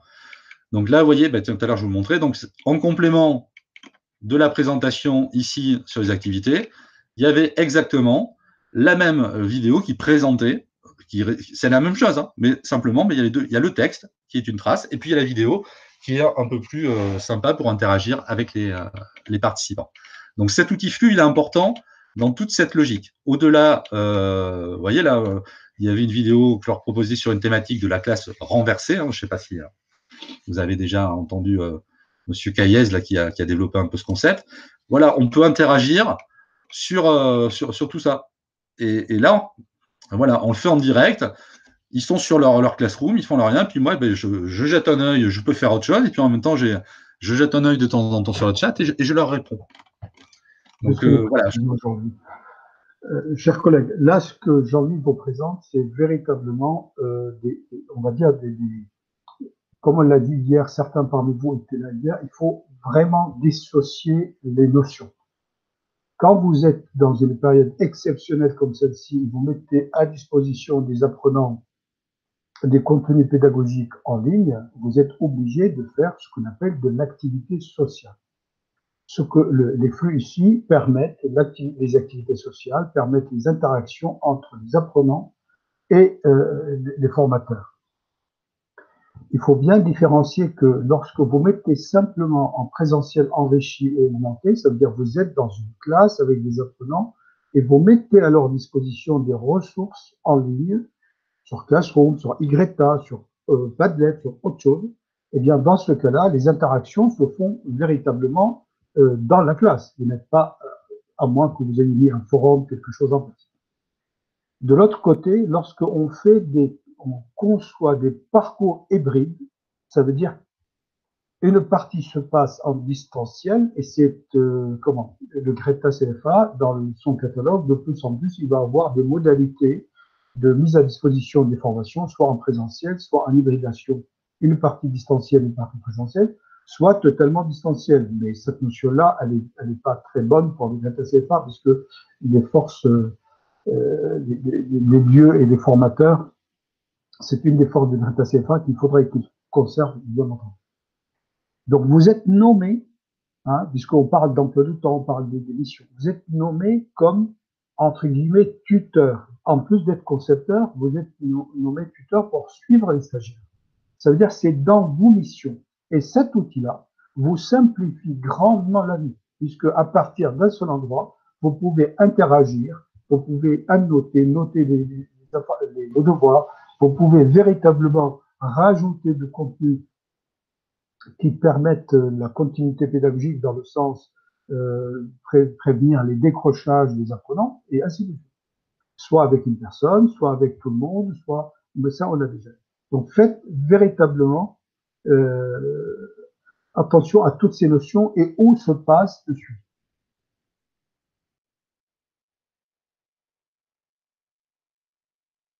Question, tu l'as vu comme moi, je suppose. Alors, je le revois. Oui. Est-ce que le flux apparaît dans le drive? Non. Non. Là, le flux, c'est vraiment intrinsèque au cours, à la gestion interne du cours. Ce qui va rester dans le drive, c'est les documents qui sont intégrés. Les documents des devoirs qui sont dans le flux, ou si j'avais, je ne sais pas si j'ai des documents PDF là qui sont. Non, sur celui-ci, j'en ai pas. Non. Si j'avais là des documents PDF ou des choses comme ça, ou des documents texte qui sont intégrés, oui, tous les documents que vous intégrez dans le cours il y en a une trace dans le dossier Drive. Mais le flux, non, on n'a pas une trace du flux. Mais par contre, il reste comment dire, accessible, puisque même si vous archivez votre cours, tout ça est gravé dans le marbre de l'écran, entre guillemets. C'est-à-dire que vous retrouvez tous ces éléments avec les commentaires. Donc là aussi, on pourrait imaginer que si vous pourriez faire des captures d'écran, là aussi, qui prouvent que cette dame a bien participé, puisqu'on a eu des échanges sur cette thématique. Enfin, si c'est dans cet esprit que vous posiez la question, je ne sais pas quel était le sens ou l'intérêt que vous voyiez à pouvoir archiver le flux. Si vous voulez compléter, Angélique. Oui, c'était pour ça, effectivement, merci. Savoir comment on pouvait... voilà, si c'était une aide à la justification aussi, donc effectivement, on peut passer par là. Merci. Ouais, ça peut en être une, mais voilà. Après, si on a les devoirs avec les productions notées, les formulaires, les traces des formulaires, on a déjà beaucoup d'éléments. C'est un plus, hein, mais c'est pas l'outil le plus prépondérant dans la justification, à mon sens. Hein. J'avais une question aussi concernant les élèves. Donc, quand on met des informations sur le flux, eux ont des notifications de leur côté. Et comment est-ce qu'il faut qu'ils soient sur leur ordinateur pour avoir les notifications, ou est-ce qu'ils sur leur téléphone ils peuvent aussi jongler avec ça, parce que bon, ils sont pas toujours connectés. Alors de la même manière, il faut ici qu'ils reviennent. Là aussi, c'est à eux de gérer dans les paramètres l'activation des notifications ou non. Si c'est désactivé, ils n'auront pas la notification. Si c'est activé, quand il y aura un commentaire qui est ajouté ou une annonce qui a été faite par l'enseignant, quelque chose de nouveau qui est créé dans le cours, il y aura une notification, effectivement. Alors, par défaut, les notifications sont activées par défaut. Il faut aller les désactiver si on ne souhaite plus les recevoir. Donc, s'ils n'ont pas fait de manipulation, lorsque vous créez une activité, ils ont la notification. Et quand ce sont des notifications personnalisées pour un seul élève, les autres élèves ne l'ont pas. Non, on est d'accord. D'accord, ok, très bien. Merci.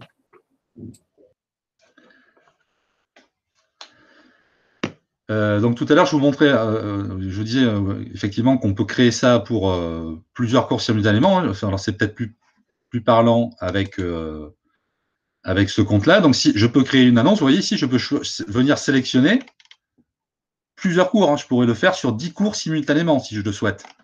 Donc là aussi, c'est intéressant. Hein, comme je disais, on démultiplie.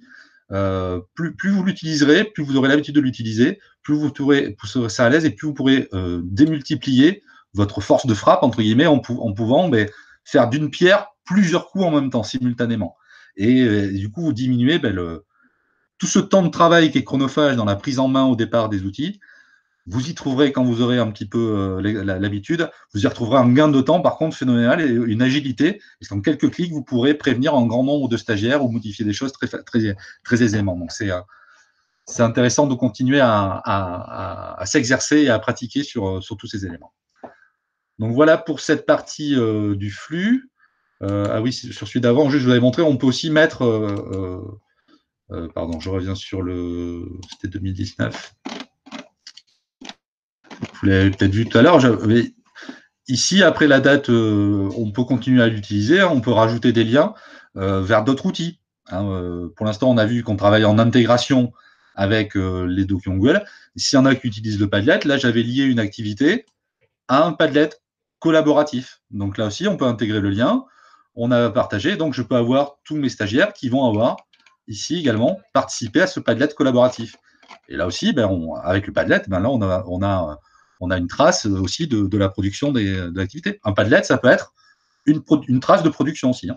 Vous pouvez jongler avec tous ces éléments.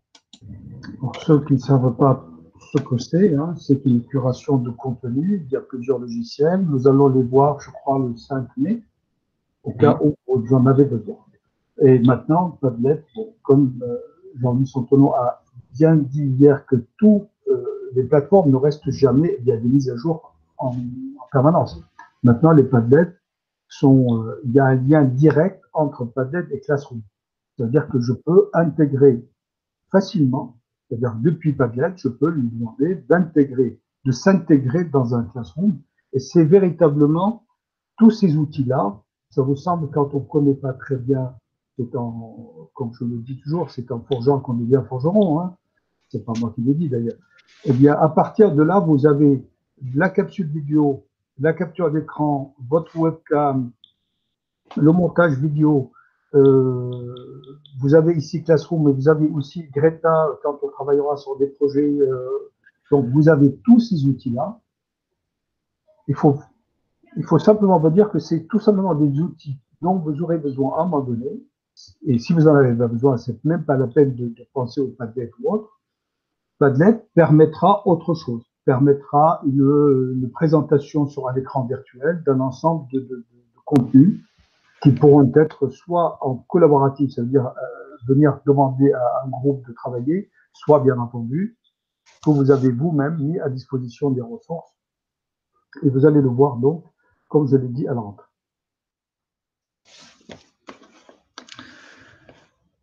Bien, donc là, on revient donc sur le panorama donc, général du Classroom. Donc, on a vu la création du cours, la gestion de la page d'accueil.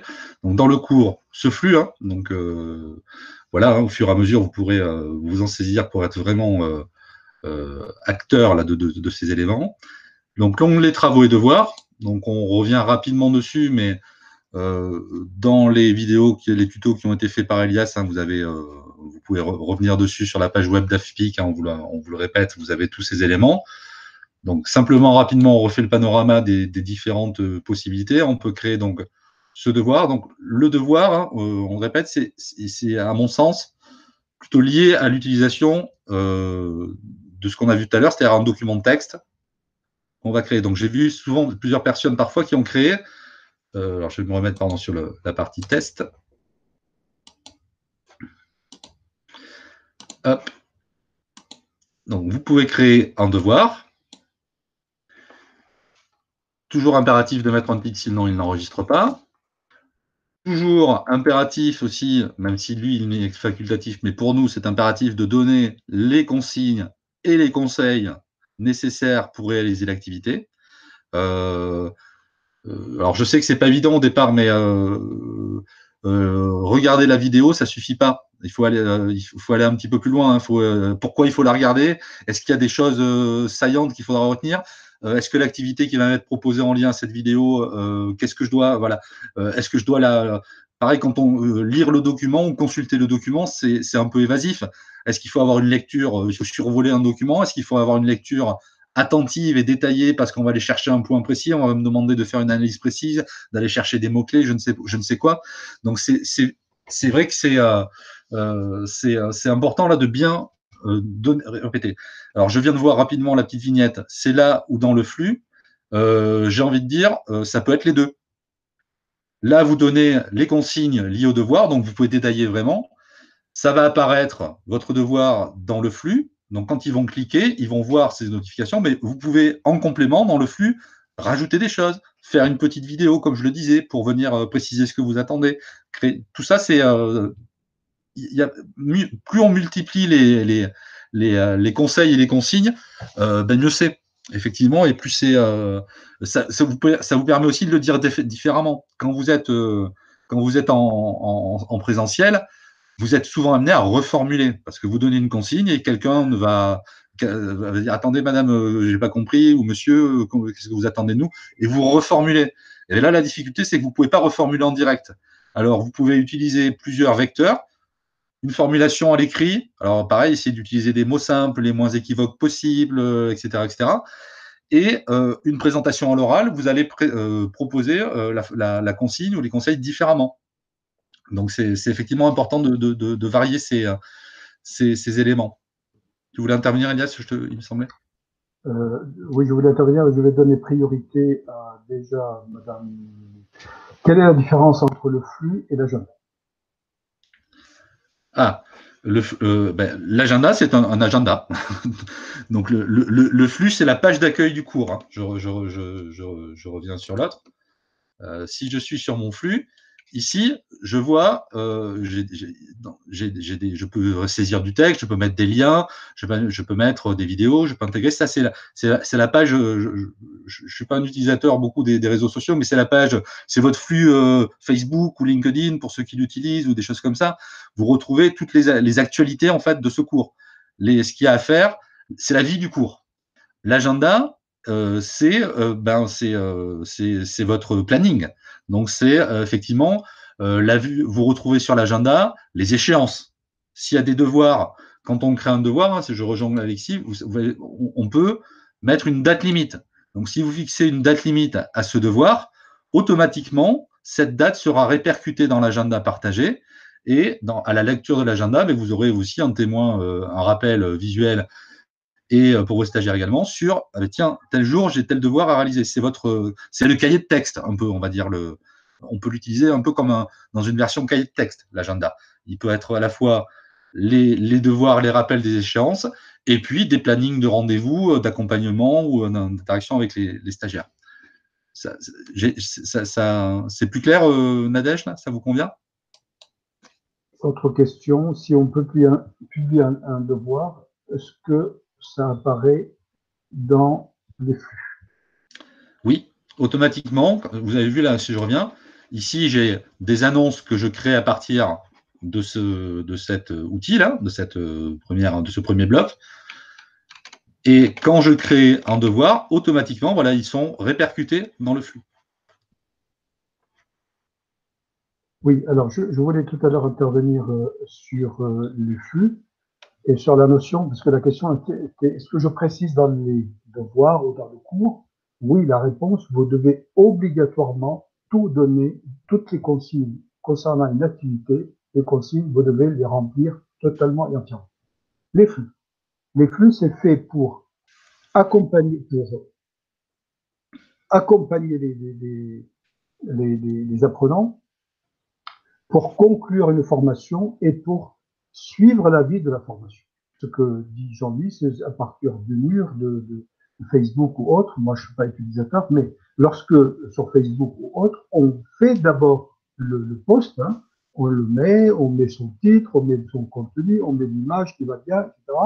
Elle va se retrouver sur mon mur et sur les murs de ceux qui sont abonnés à mon compte, que sais-je encore, ceux qui ont liké, ceux qui ont commenté, donc ça va devenir, il va vivre sa vie. Et donc c'est pareil, c'est exactement la même chose. Une activité doit être complète et elle va vivre sa vie. C'est-à-dire je peux faire un commentaire sur l'activité, et ainsi de suite. Donc c'est pour accompagner, pour introduire le cours, pour accompagner les apprenants, les suivre, etc. Et pour conclure les formations. Pendant ce temps-là, il y a d'autres sous-phases comme remédier, comme alerter un apprenant particulier, comme répondre à des demandes qui ont été formulées, ainsi de suite.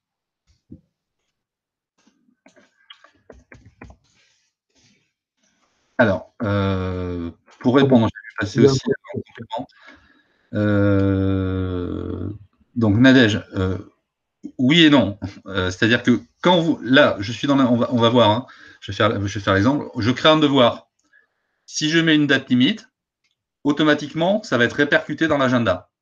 Et quand je publie le devoir, automatiquement, il est publié dans le flux.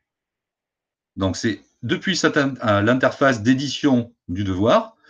Si vous mettez une date limite, c'est répercuté dans l'agenda automatiquement. Et quand vous publiez, c'est automatiquement répercuté dans le flux. Et Nathalie, donc quand vous mettez une date et heure limite, elle n'apparaît pas dans mon agenda. Oui, parce qu'en fait, on va faire le test. Hein. Si ce devoir, je vais mettre une date limite pour que ça reste visible, je vais le mettre ce soir, aujourd'hui à 17 h. Hop, je publie ce devoir. Ce que je vous indiquais tout à l'heure, c'est que ça ne se publie pas dans votre agenda personnel, dans l'agenda de Jean-Louis Santonneau ou de Nathalie. Ça apparaît dans l'agenda partagé du cours test 1, CAP Cuisine 1. Donc, en fait, il faut cliquer sur cet agenda. Et vous voyez ce que je vous indiquais tout à l'heure. Ici, donc en ayant cliqué là, j'ai dans ma liste, dans mon agenda personnel, j'ai ici le test CAP1 cuisine qui apparaît. Et donc, vous voyez, je retrouve automatiquement mon devoir test qui est planifié. Donc, en fait, ça ne se répercute pas dans votre agenda, mais dans l'agenda partagé. Et c'est à vous, après, depuis votre interface agenda. Donc, là aussi, on pourrait faire un webinaire entier dédié à la gestion de cet agenda qui offre beaucoup, beaucoup de possibilités. Mais vous pouvez gérer plusieurs agendas. Donc, l'agenda lié à ce compte, c'est le compte du pôle R&D. Et je peux donc ajouter après des agendas. À chaque fois que j'ai un Classroom, j'ai un nouvel agenda. Et si je l'active en le cochant, je retrouverai ces éléments ici. Et quand je reviens dans le Classroom, ici, tout à l'heure, je vous parlais des agendas depuis le bureau. Si je prends le cours test 1, vous voyez, voilà, on est bien sur le copie de test 1. Non, j'étais sur le bon test 1, pardon. On voit ici directement l'échéance qui a été proposée.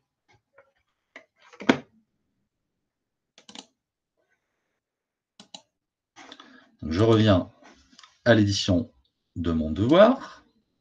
Donc ici, vous vous souvenez, bon, mais je n'ai pas terminé, j'avais juste mis le titre, les instructions. Je peux toujours modifier. Et vous allez pouvoir, donc on répète, vous avez des tutos, soit ajouter des documents, depuis votre Drive, des liens, des fichiers, des liens vers des vidéos YouTube, ou créer des documents. Donc ça, c'est là où c'est important. Là, cet outil devoir, il est important pour ça, pour utiliser la suite bureautique intégrée. Les documents texte. Ça peut être également, vous pourriez avoir des présentations, des diapositives type PowerPoint à réaliser, un tableur, un outil dessin et les formulaires. Mais je vous répète, moi, les formulaires, j'aurais tendance à les utiliser avec l'entrée formulaire. Donc là, vous pouvez l'utiliser, ce devoir, au moins avec ces documents texte qui vous concernent, ou les tableurs, s'il y en a qui travaillent en compta parmi vous ou d'autres, vous pourrez vraiment faire quelque chose d'intéressant aussi, avec des documents, des exercices à faire de facturation, de je ne sais quoi avec le tableur. Ça peut être tout à fait pertinent. Donc, vous créez un document. Hop, il génère ce document texte. Donc là, vous pouvez déjà le mettre en forme. Vous pouvez, je ne sais pas, on peut intégrer par exemple un tableau à remplir. Donc, vous pouvez, on peut mettre, je reprends, hier, j'étais sur mes exemples de géographie.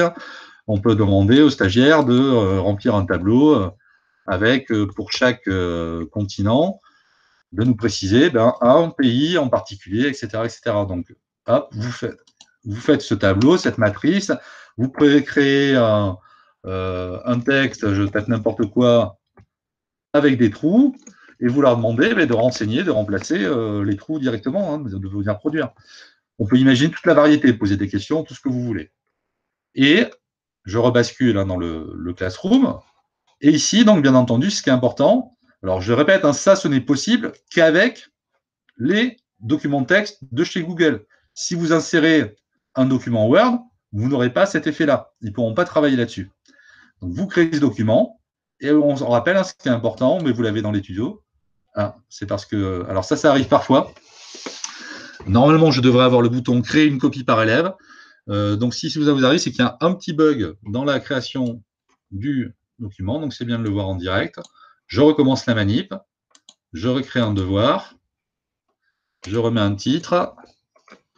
Je remets mes instructions. Créer doc. Voilà, on recommence. Je fais matrice. Et donc, normalement, voilà. Vous inquiétez pas, c'est un petit bug qui arrive, je ne sais pas pourquoi. De temps en temps, on voit ça. On n'a pas cette partie faire une copie par élève qui arrive. Si vous pouvez faire des copier-coller, recommencer, supprimer, enfin, vous voyez, il faut juste refaire la manip et vous retrouvez ce bouton. Et donc, ce qui est important, c'est de faire une copie par élève.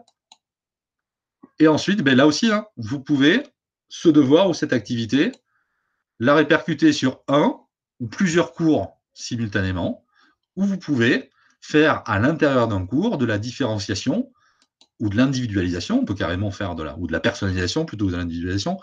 On peut aller adresser ce document à un seul élève ou à plusieurs élèves. Alors, c'est-à-dire que quand je parle de personnalisation ou de différenciation pédagogique, c'est-à-dire que s'il y a des élèves ou des stagiaires qui sont un peu plus en difficulté de l'autre, qui ont besoin de plus d'étayage. Vous pouvez avoir un Google Doc qui sera un petit peu plus abouti, où il y aura un peu plus d'éléments, de contextualisation, un petit peu plus de consignes, ou un petit peu plus de guidage. Donc, vous pouvez éventuellement faire une différence et vous pourrez n'affecter ce document qu'à un seul élève ou à un petit groupe d'élèves. Vous pouvez faire du travail en sous-groupe. Alors, là aussi, vous ne l'avez peut-être pas exploré, mais il est tout à fait possible dans les activités pédagogiques et dans les stratégies pédagogiques que vous mettez en place. Ce n'est pas parce qu'on est à distance qu'on ne peut pas faire du travail en sous-groupe. Vous pouvez là aussi organiser un travail en sous-groupe et avec tous ces documents collaboratifs, vos stagiaires peuvent avoir des productions collaboratives et faire un travail en sous-groupe. Donc, c'est vraiment aussi des fonctionnalités qui sont intéressantes à explorer. Après, bon, vous avez vu ça, hein, vous pouvez choisir. Alors, par défaut, c'est à l'américaine, hein, donc c'est noté sur 100, les barèmes sont sur 100, mais on n'est pas obligé d'évaluer. Et donc, ces échéances. Et donc, vous avez vu, on peut créer l'affecter si vous avez créé des thèmes, donc des chapitres, des séparations. On peut l'affecter, ce document, à un thème en particulier, si on a une liste, ou créer un thème en particulier. Donc, les thèmes, ils servent juste à organiser en chapitres un petit peu cet élément. Et donc, vous publiez, vous enregistrez en tant que brouillon parce que vous n'avez pas terminé. Alors ça, je ne sais plus si on l'avait vu ensemble aussi. J'imagine, Elias, c'était dans les tutos. J'ai pas le bouton programmer. Non, on ne l'avait pas vu. Alors, vous pouvez utiliser aussi cette fonction. C'est-à-dire, vous avez préparé votre devoir, il est prêt, mais vous voulez ne le mettre à disposition que après les vacances, le 5 mai. Donc, vous pouvez programmer ici, en utilisant ce calendrier. Je choisis le 5 mai à 8 h. Je programme. Et ça veut dire que mon document est publié, je n'ai pas besoin d'y retoucher, mais il ne sera visible par les participants que le 5 mai à 8 h. Donc, ça vous permet aussi de gérer la progression à l'intérieur d'un cours. Si vous voulez qu'ils aient terminé en fonction des échéances que vous aviez mises, si vous aviez donné une échéance de terminer un premier devoir le 4 mai, eh bien, vous pouvez ne laisser programmer l'apparition du devoir suivant que le 5 mai. Donc, ce bouton, il peut être intéressant aussi. Donc, l'outil devoir, pour tout ce qui va générer une navette sur des documents de texte, tableur ou pas. L'outil questionnaire, comme on l'a vu hier, pour créer un formulaire. Donc, là aussi, hein, libre à vous. Soit vous partez, comme on l'a vu hier, du Drive pour créer votre formulaire avec tous les paramétrages qu'on a envisagés.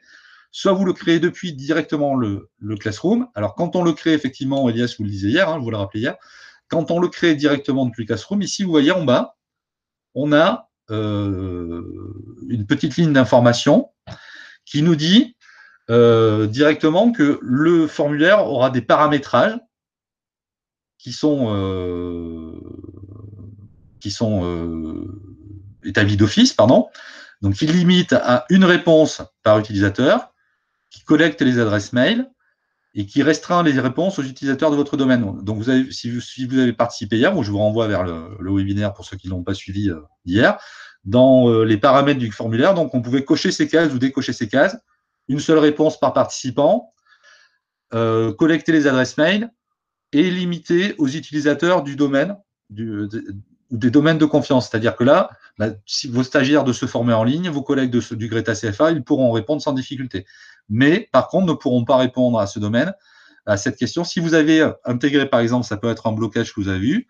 Si vous avez créé un formulaire depuis l'interface Classroom en utilisant cet outil, si vous avez des stagiaires qui sont connectés avec un compte Gmail perso, ils ne pourront pas répondre si vous avez laissé pas décocher ce bouton. Et donc là aussi, ça crée le formulaire avec, donc là aussi, vous pouvez créer une date d'échéance. Vous pouvez là aussi programmer la mise à disposition de ce formulaire, comme on l'a vu tout à l'heure. Et là, ça fait que quand vos stagiaires cliquent sur le bouton, je navigue entre les deux d'hier, le bouton envoyer du formulaire, ça équivaut au bouton remettre dans Classroom. Donc directement, ça générera votre compteur, telle personne a remis son devoir questionnaire.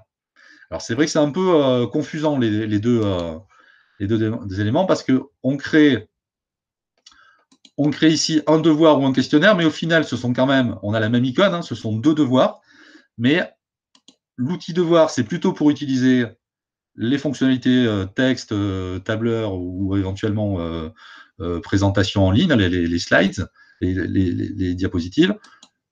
Et l'outil questionnaire, c'est vraiment pour utiliser le questionnaire, à mon sens, avec ses paramétrages par défaut et la possibilité aussi de revenir, tout ce qu'on a vu, faire des commentaires individuels, publication des scores, tout ce que vous avez évoqué déjà précédemment. La question, on l'a abordée hier aussi, c'est une seule question, hein, donc ça limite à une question avec une possibilité simple, soit une réponse courte, soit un champ multiple. Je le disais hier, ça on peut l'utiliser pour l'enseignant, ça peut être un outil de retour aussi sur ce qu'il fait. Hein. Et ça, donc voilà, de le publier, d'avoir un moment dans le flux des activités, une petite question qui dit, bon voilà, est-ce que le temps que j'ai estimé pour réaliser les activités vous semble cohérent? Est-ce que je l'ai sous-estimé, surestimé? Est-ce que les consignes sont suffisamment claires? Est-ce que les documents que je vous donne sont suffisamment explicites? Est-ce que vous avez tous les… Voilà, vous pouvez poser ce type de questions pour vous avoir un retour sur ce que vous proposez et pouvoir ajuster, puisque du coup, vous pouvez, vous voyez un retour où on vous dit, madame, là, ce document, on ne comprend rien.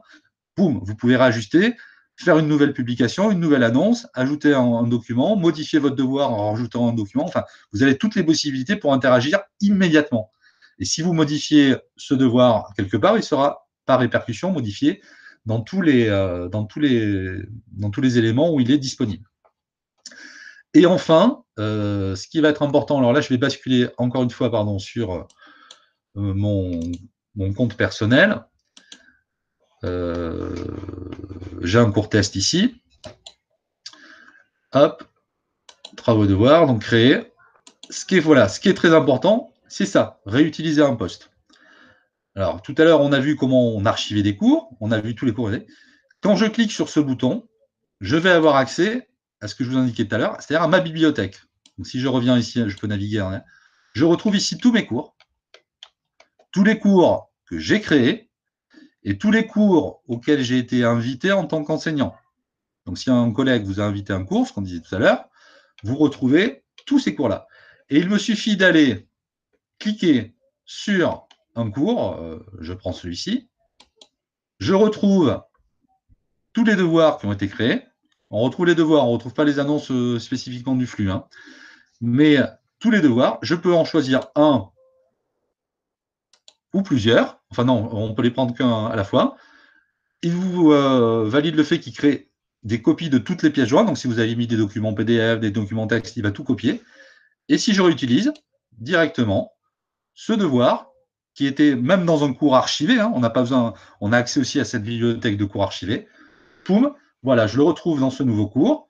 Je peux le modifier, je peux ajouter d'autres éléments, je peux créer de nouveaux documents, je peux créer une date limite, tout ce qu'on a vu auparavant, mais vous avez déjà une base. Donc, soit vous le réutilisez tel quel, soit vous le modifiez et vous pouvez le restructurer, l'affecter à un groupe, tous les éléments qu'on a déjà vus, hein, le réaffecter à plusieurs cours en même temps, l'affecter à un ou plusieurs élèves en même temps, le programmer, etc. Tous ces éléments. Donc ça, c'est ce qu'on disait tout à l'heure, c'est aussi plus vous l'utiliserez, plus vous enrichirez votre bibliothèque personnelle et plus vous pourrez avoir accès en 2 clics. Vous devez pallier à un impératif, à une urgence, ou vous a demandé de remplacer quelqu'un au pied levé. En quelques clics, vous pouvez recréer un classroom pour un groupe d'élèves que vous ne suiviez pas auparavant, en réutilisant déjà des publications que vous avez faites, ou en réutilisant, en ayant accès à des devoirs qui ont été créés ou des activités qui ont été créées par vos collègues. Donc ce bouton, il est super important et il vous donne vraiment, c'est super pratique et super utile de pouvoir donc démultiplier sa force de frappe via tous les cours qu'on a créés et via tous les cours auxquels vous invitez ou vos collègues vous ont invité.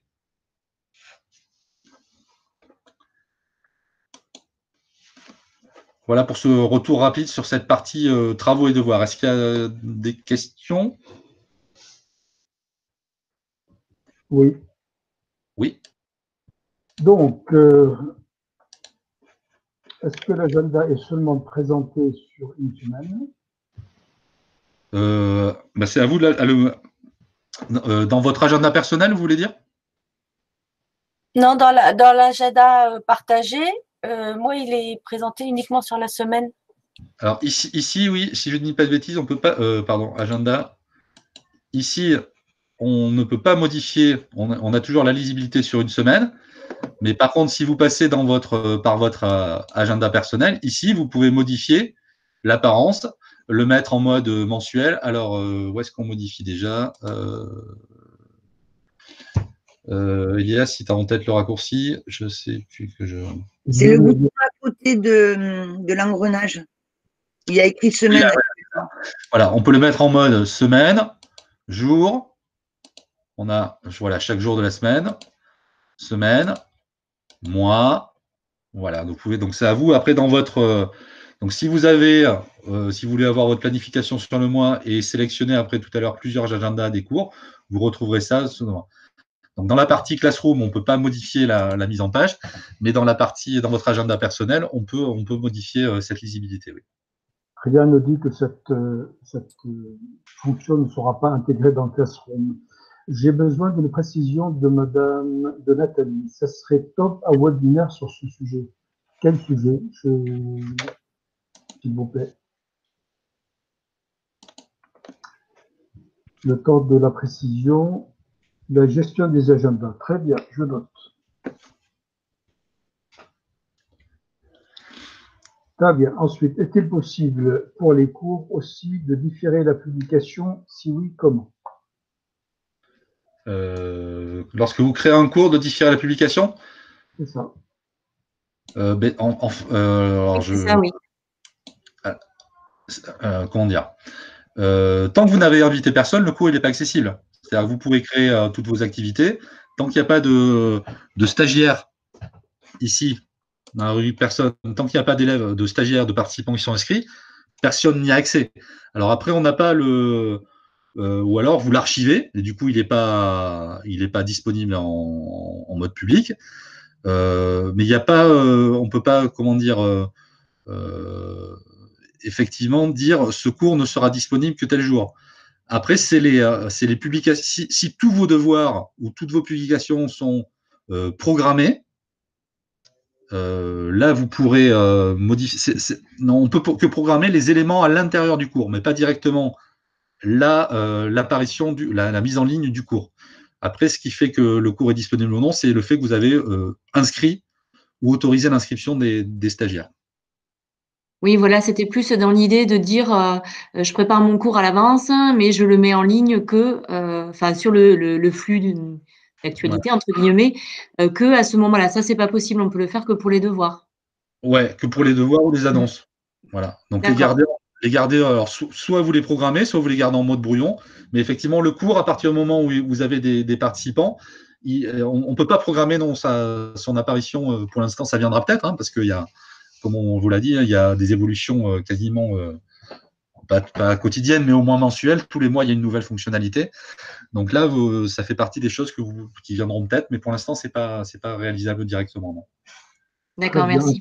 Merci. Encore une question. Ah non, ce n'est pas une question, c'est une information. Oui, c'est possible si programmé en les mettant dans une annonce. Oui, effectivement. Thierry, un lien avec tous les tutos. Je n'ai pas compris le lien vers Classroom. Je vais vous le coller, mais c'est toujours sur le portail. Hein. Oui, moi aussi, je peux l'activer directement là, parce que je suis en partage d'écran, mais… Fais un tour, s'il te plaît. Voilà. Dès que vous arrivez sur cette page-là, vous avez tout simplement soit le menu déroulant, auquel cas vous allez sur ressources pédagogiques et vous avez Classroom qui apparaît. Soit vous allez, donc là, voilà, vous avez en plus la page elle-même, si vous cliquez sur Covid-19 lui-même, vous allez avoir toutes les ressources qui vont être sur un seul portail. Vous pouvez donc le faire à partir de plusieurs endroits sur le site et vous avez même l'étiquette. Voilà. Si vous descendez ici sur la partie ressources, pour avoir une vision globale, là vous avez Classroom qui est donc la deuxième après Egreta. Et donc vous avez tous les tutos qui ont été mis à votre disposition. Si on clique dessus, vous avez… D'accord, donc c'était bien ça. Voilà, Thierry vient de confirmer. Donc vous avez en plus, en haut, vous avez deux choses qui permettent la gestion de la plateforme, c'est-à-dire comment créer les comptes stagiaires. Hein, je suis formateur et je ne sais pas. Hein, eh bien ici, vous avez le tuto. Enfin, généralement, c'est très simple. Il faut contacter le pôle R&D pour dire que vous souhaitez être administrateur pour pouvoir créer les comptes stagiaires. Et comment les stagiaires peuvent avoir accès à leur compte? Ben, tout simplement, vous voyez la même chose. Ça, cette vidéo, c'est à destination de vos stagiaires, vos apprenants. Ensuite, vous avez tout un tas de choses. Hein. Encore une fois, on vous a dit qu'en informatique, pour faire la même chose, il y a peut-être 3 ou 4 chemins différents. Là, on vous a montré un chemin, cela ne veut pas dire qu'il n'en existe pas d'autres. J'ai une intervention sur le chat, je donne priorité toujours. Donc, l'intervention sur le chat, c'est Madame Salazé qui dit « Une fois un document corrigé et rendu, est-ce que l'apprenant peut encore le modifier? Et si oui, comment éviter une autre modification ?» Alors, quand il est rendu, effectivement, il récupère la main sur le document. Est-ce qu'on peut éviter une modification? C'est une bonne question. Je ne me suis pas posé la question. Non, il y a toujours la possibilité de modifier. On doit pouvoir verrouiller, mais c'est vrai que je n'ai pas fait le test. Vous avez rendu, si vous avez dit que bon, le retour c'est à telle date, c'est fini. Hein. Je ne vois pas. Si je vais en chercher un. Non, c'est plutôt sur un document donc, que j'ai corrigé avec toutes les appréciations. Et je voulais savoir si ce document-là, il pouvait le remanier ou pas. Voilà, une fois que c'était renvoyé. Ah oui, oui, ils peuvent le remanier. Si c'est votre question, est-ce qu'ils ont le droit de le remanier? Oui. À partir du moment où vous leur rendez, vous leur donnez la possibilité de le retoucher. Et soit ils peuvent vous le remettre à nouveau. Parce que cette navette, après, elle est à l'envie, elle peut être perpétuelle. Mais après, effectivement, oui, ça y est. Ouais, là, c'était plutôt justement sur une correction terminale, quoi. D'accord. Madame de Salazé, c'est votre stratégie pédagogique qui va rentrer en fonction ici. Même si la plateforme le permet, même si elle ne le permet pas, à la limite, ce n'est pas un problème en soi. Pourquoi? Parce que votre stratégie pédagogique, c'est quoi? C'est, par exemple, vous avez mis, on va dire, ça, c'est une ressource pédagogique à disposition des apprenants, que ce soit un devoir, que ce soit n'importe quoi d'ailleurs. Si l'idée, c'est de donner de la chance, hein, c'est-à-dire être dans une évaluation formative, dans ce cas-là, il n'y a pas de limite. Effectivement, je peux aller jusqu'à... Par contre, si vous avez dit à vos apprenants, bah, écoutez, pour cette activité ou cette capsule, ce grain pédagogique, je vais pouvoir vous reprendre jusqu'à 3 fois. Parce qu'au-delà, vous voyez, je n'ai plus le temps d'initier des choses. À la limite, un apprenant qui est en difficulté totale, et qui a fait vraiment des efforts pour aller reprendre. Pour 1, ça va aller, 2, ça va aller. Mais si vous avez tous les apprenants qui vous renvoient le travail 3 fois ou 4 fois, je ne vous raconte pas votre vie. Hein. Oui, c'est clair. Donc, c'est votre stratégie à vous, pédagogique, que vous devez, sur laquelle vous devez insister et qu'elle soit claire et identifiée par les apprenants. Voilà. Ok, merci.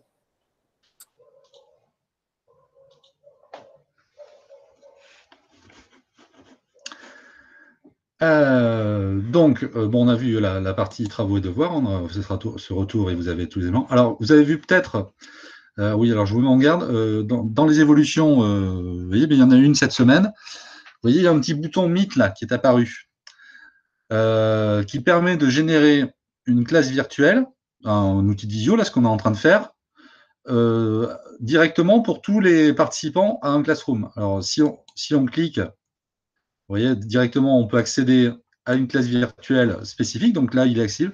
Je vous mets en garde simplement, c'est que pour l'instant, cette fonctionnalité, elle n'est permise qu'aux participants d'un même domaine. Donc, je vous rappelle que vos comptes sont sur Greta CFA et les stagiaires sont sur ce format en ligne. Donc, pour l'instant, tant qu'ils ne nous ont pas, c'est arrivé dans la semaine, hein, donc ça va évoluer. Tant qu'ils n'ont pas permis ce qu'on a vu sur les formulaires, c'est-à-dire limiter à un domaine et aux organisations de confiance. C'est-à-dire que nous, on a déterminé que le domaine Greta CFA et le domaine se former en ligne étaient des organisations de confiance et qu'elles pouvaient communiquer intégralement entre elles. Tant qu'ils n'ont pas activé cette possibilité, on ne peut pas directement l'utiliser là parce que vous allez vous retrouver, soit vous n'allez pas pouvoir utiliser, soit vos stagiaires ne vont pas pouvoir s'y connecter. Donc, si vous faites des visios, continuez à pour l'instant, suivre l'utilisation de Meet par la voie classique, entre guillemets, par l'application. Mais vous voyez, ils ont eu cette idée, ils se sont dit, oui, mais ça pourrait être pertinent de pouvoir générer directement une visio avec un code unique qui est le même pour les participants dans le classroom. Et donc, vous pouvez l'utiliser après pour déclencher un entretien en vis-à-vis avec un stagiaire ou avec plusieurs stagiaires ou faire une animation collective. Donc, ce sera, pour l'instant, je vous le répète, ce n'est pas fonctionnel entre les deux domaines, mais ça le sera certainement prochainement. Donc, on vous fera une info quand ce sera effectivement, pour le voir. Cependant, malgré tout, c'est une excellente idée d'avoir mis ce bouton, parce qu'à terme, là, on est dans une période exceptionnelle. Encore une fois, on fait avec voilà, tout le monde, avec tous les comptes, etc. Mais à terme, si vous prenez cette plateforme pour vos ressources en ligne, en tout cas pour le présentiel augmenté, enrichi ou une partie distancielle, eh bien, à partir de là, il serait anormal qu'il n'y ait pas un protocole de création de compte sur le domaine sous format en ligne pour tous les apprenants, sans exception aucune. Et à partir de là, vous pouvez l'utiliser et vous aurez moins d'efforts à faire juste en cliquant sur ce icône. Donc voilà, on a quasiment terminé le tour, puisqu'après les éléments qui restent là, personne, vous l'avez déjà vu, on a vu comment inviter des enseignants, des élèves. Pour rappel, en sélectionnant un élément dans la liste, une personne, vous pouvez lui envoyer un mail, le retirer du cours, c'est-à-dire supprimer son accès au cours, ou on va le voir après, bloquer. Alors, si voilà, quelqu'un par bêtise venait à publier des commentaires inadaptés ou désobligeants dans le flux, vous pourriez bloquer, laisser toujours la possibilité aux participants de continuer à faire des commentaires et bloquer une personne en particulier parce que ses contributions ne sont pas pertinentes ou intéressantes ou désobligeantes. Donc voilà, vous avez ces trois petits boutons. La rubrique notes, je vous laisserai l'explorer. C'est un retour, mais là aussi, c'est à mon sens plus lié à. C'est quand même très scolaire, c'est pour faire un carnet de notes à l'ancienne un peu.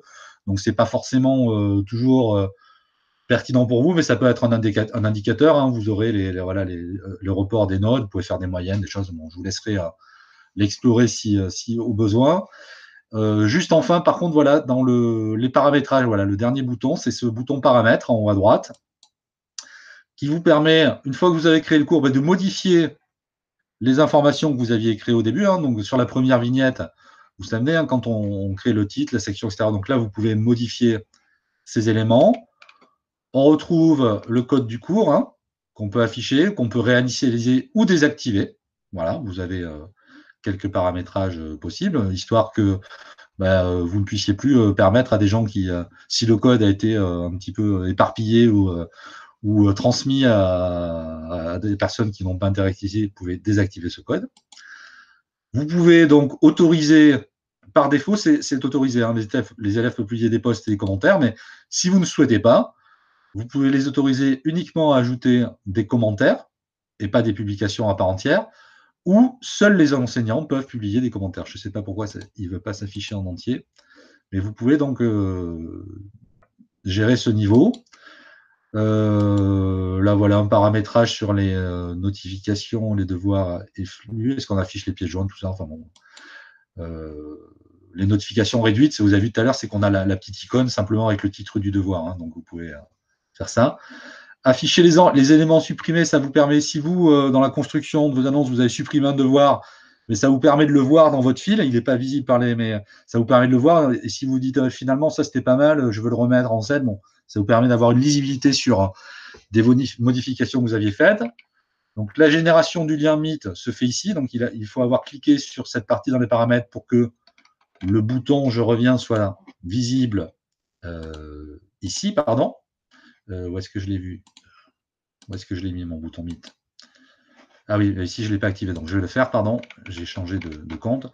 Donc, si je génère ce lien Meet, je vous rappelle, avec toutes les précautions pour l'instant, ce n'est pas disponible, visible par les élèves. Et donc, alors, pensez quand vous faites des modifications dans cette partie à enregistrer. À chaque fois, là, c'est les seuls endroits où il faut enregistrer les modifications sont dans les paramètres à chaque fois dans ces applications. Donc là, le bouton Meet, vous voyez, voilà, il se retrouve ici disponible. Donc, dès que ce sera effectif pour la perméabilité entre guillemets entre les deux domaines, ce sera un super outil complémentaire. Donc, il faudra venir activer cette possibilité dans les paramètres ici. Et voilà, après, vous avez quelques paramètres complémentaires sur la gestion des notes, des moyennes, des catégories, etc. Bon, je suis pas sûr de. Alors peut-être que vous me direz le contraire et que vous souhaiterez qu'on rentre plus en détail là-dessus, mais je suis pas sûr que ce soit fondamental. Donc on peut, voilà, tout. On a fait le tour complet. Donc j'espère que ça vous a éclairé, que ça vous a donné envie de continuer à investir ce champ de travail et de mise à disposition avec vos stagiaires, de travail avec vos stagiaires. Merci Jean-Louis. Il y a déjà une question et plusieurs remerciements. On vous remercie de vos remerciements déjà. On est sensible, bien entendu. Première question. Peut-on, sous une étiquette cours, créer plusieurs sous-cours avec des documents ou des formulaires? Non. Quand il y a un cours, c'est un cours qui est structuré en quantité. Voilà. Merci. Je n'ai pas le mot Dominique dans les paramètres. Alors là, c'est étonnant parce que la mise à jour vient, peut-être que la mise à jour est récente en tout cas. Je ne sais pas pourquoi. Donc je vais regarder. Nous, on n'a rien fait, hein. C'est pas nous qui l'avons activé, c'est Google qui l'a mis en place. Donc, est-ce que tu es bien vous êtes bien sur vos comptes Greta CFA? Il n'y a pas ce que j'ai évoqué tout à l'heure, le fait que vous soyez avec plusieurs comptes simultanément sur le Classroom. Et sinon, ça va apparaître prochainement. Hein. C'est pas bon. Moi, sur mes comptes, que ce soit DAFPIC ou se former en ligne, ils sont présents. Donc, sur Greta CFA, je n'ai pas vérifié, mais en tout cas, nous, on n'a pas la main là-dessus. C'est Google qui intègre. Alors, parfois, selon les domaines, ça met un petit peu plus de temps à arriver.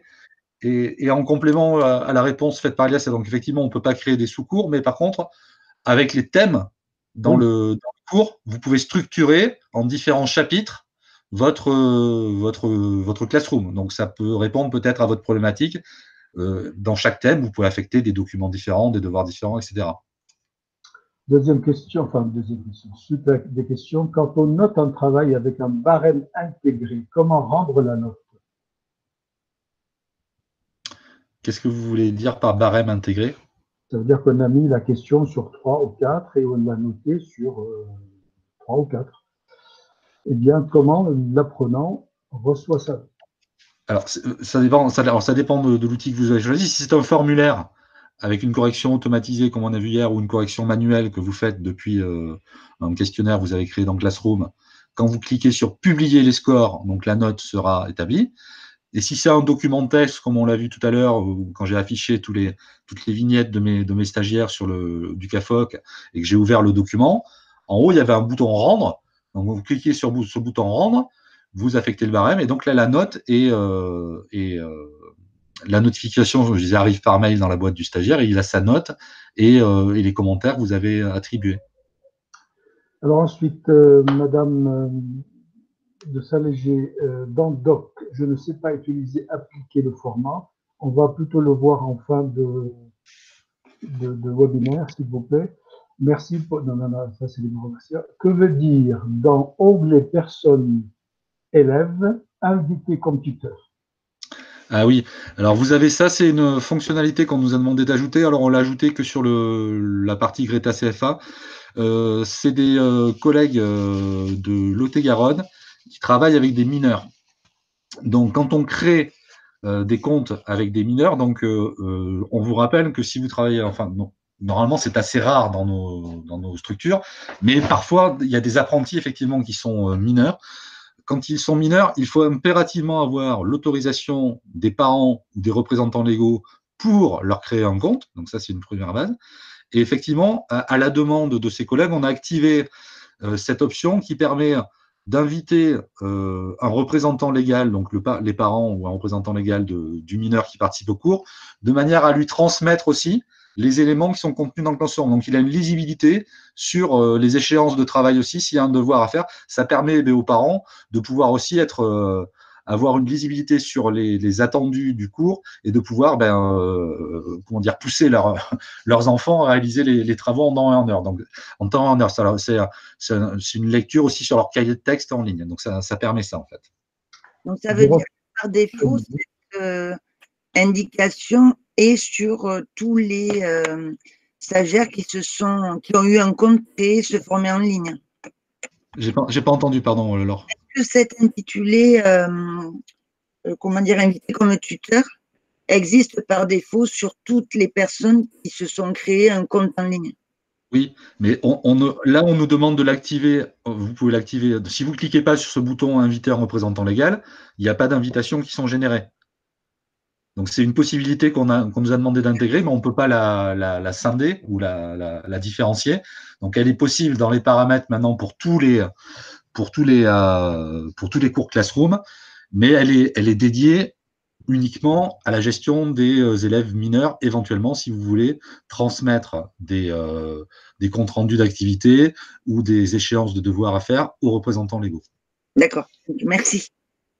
En tout cas, c'est une obligation légale lorsque les apprenants sont mineurs. J'ai reçu un formulaire rempli par un stagiaire, mais je n'ai pas su retrouver le stagiaire qui avait rempli ce questionnaire. Quelle manip faut-il faire? Aucune manip à faire parce que c'est impossible de retrouver quelqu'un qui ne s'est pas déclaré.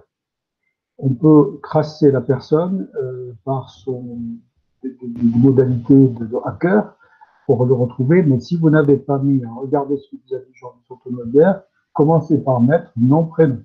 Au moins, vous pouvez retrouver la personne, ou si vous avez collecté les adresses mail, parfois l'adresse mail peut effectivement indiquer la personne. Effectivement, je vous renvoie sur le webinaire d'hier, là, sur la vidéo qui est en ligne. On a bien expliqué où est-ce qu'on voyait les réponses au questionnaire, où est-ce qu'on retrouvait les réponses au questionnaire. Et effectivement, selon la façon dont vous l'avez créé, si vous n'avez pas demandé le nom, le prénom ou récupéré l'adresse mail, vous ne retrouverez pas qui a fait quoi. Donc, ça fait partie des points de vigilance qu'on évoquait hier. Donc, on vous renvoie vers ce document, s'il vous plaît. Une explication à la disparition du bouton Meet, c'est que Madame Le Breton dit qu'elle l'a avec Chrome, mais pas avec Firefox. On vous a répété suffisamment avant de privilégier Google Chrome. Merci. Alors ensuite, il faut cliquer sur, ça j'ai pas compris, un doc, il faut cliquer sur rendre, mais l'élève reprend la main sur le doc du coup. Je n'ai pas compris, je suis désolé. Donc, monsieur... Je pense que oui, vous faites écho à ce qu'on disait tout à l'heure. Effectivement, quand vous avez créé un devoir avec un Google Doc texte à renseigner, lorsque l'élève vous le remet, il perd la main sur ce document, il ne peut plus le modifier, c'est vous qui l'avez en tant qu'enseignant entre vos mains. D'accord. Et quand vous le rendez, effectivement, vous lui rendez la main, et donc la possibilité, éventuellement, de compléter ce document et de refaire une deuxième version éventuelle. Chers collègues, à présent, il est 58. On va continuer à répondre aux questions de tous ceux qui souhaitent rester. Je vois qu'il y a certains qui sont partis, donc on va mettre fin officiellement à ce webinaire. Ceux qui n'ont aucune question, qui ont tout maîtrisé. On vous souhaite une excellente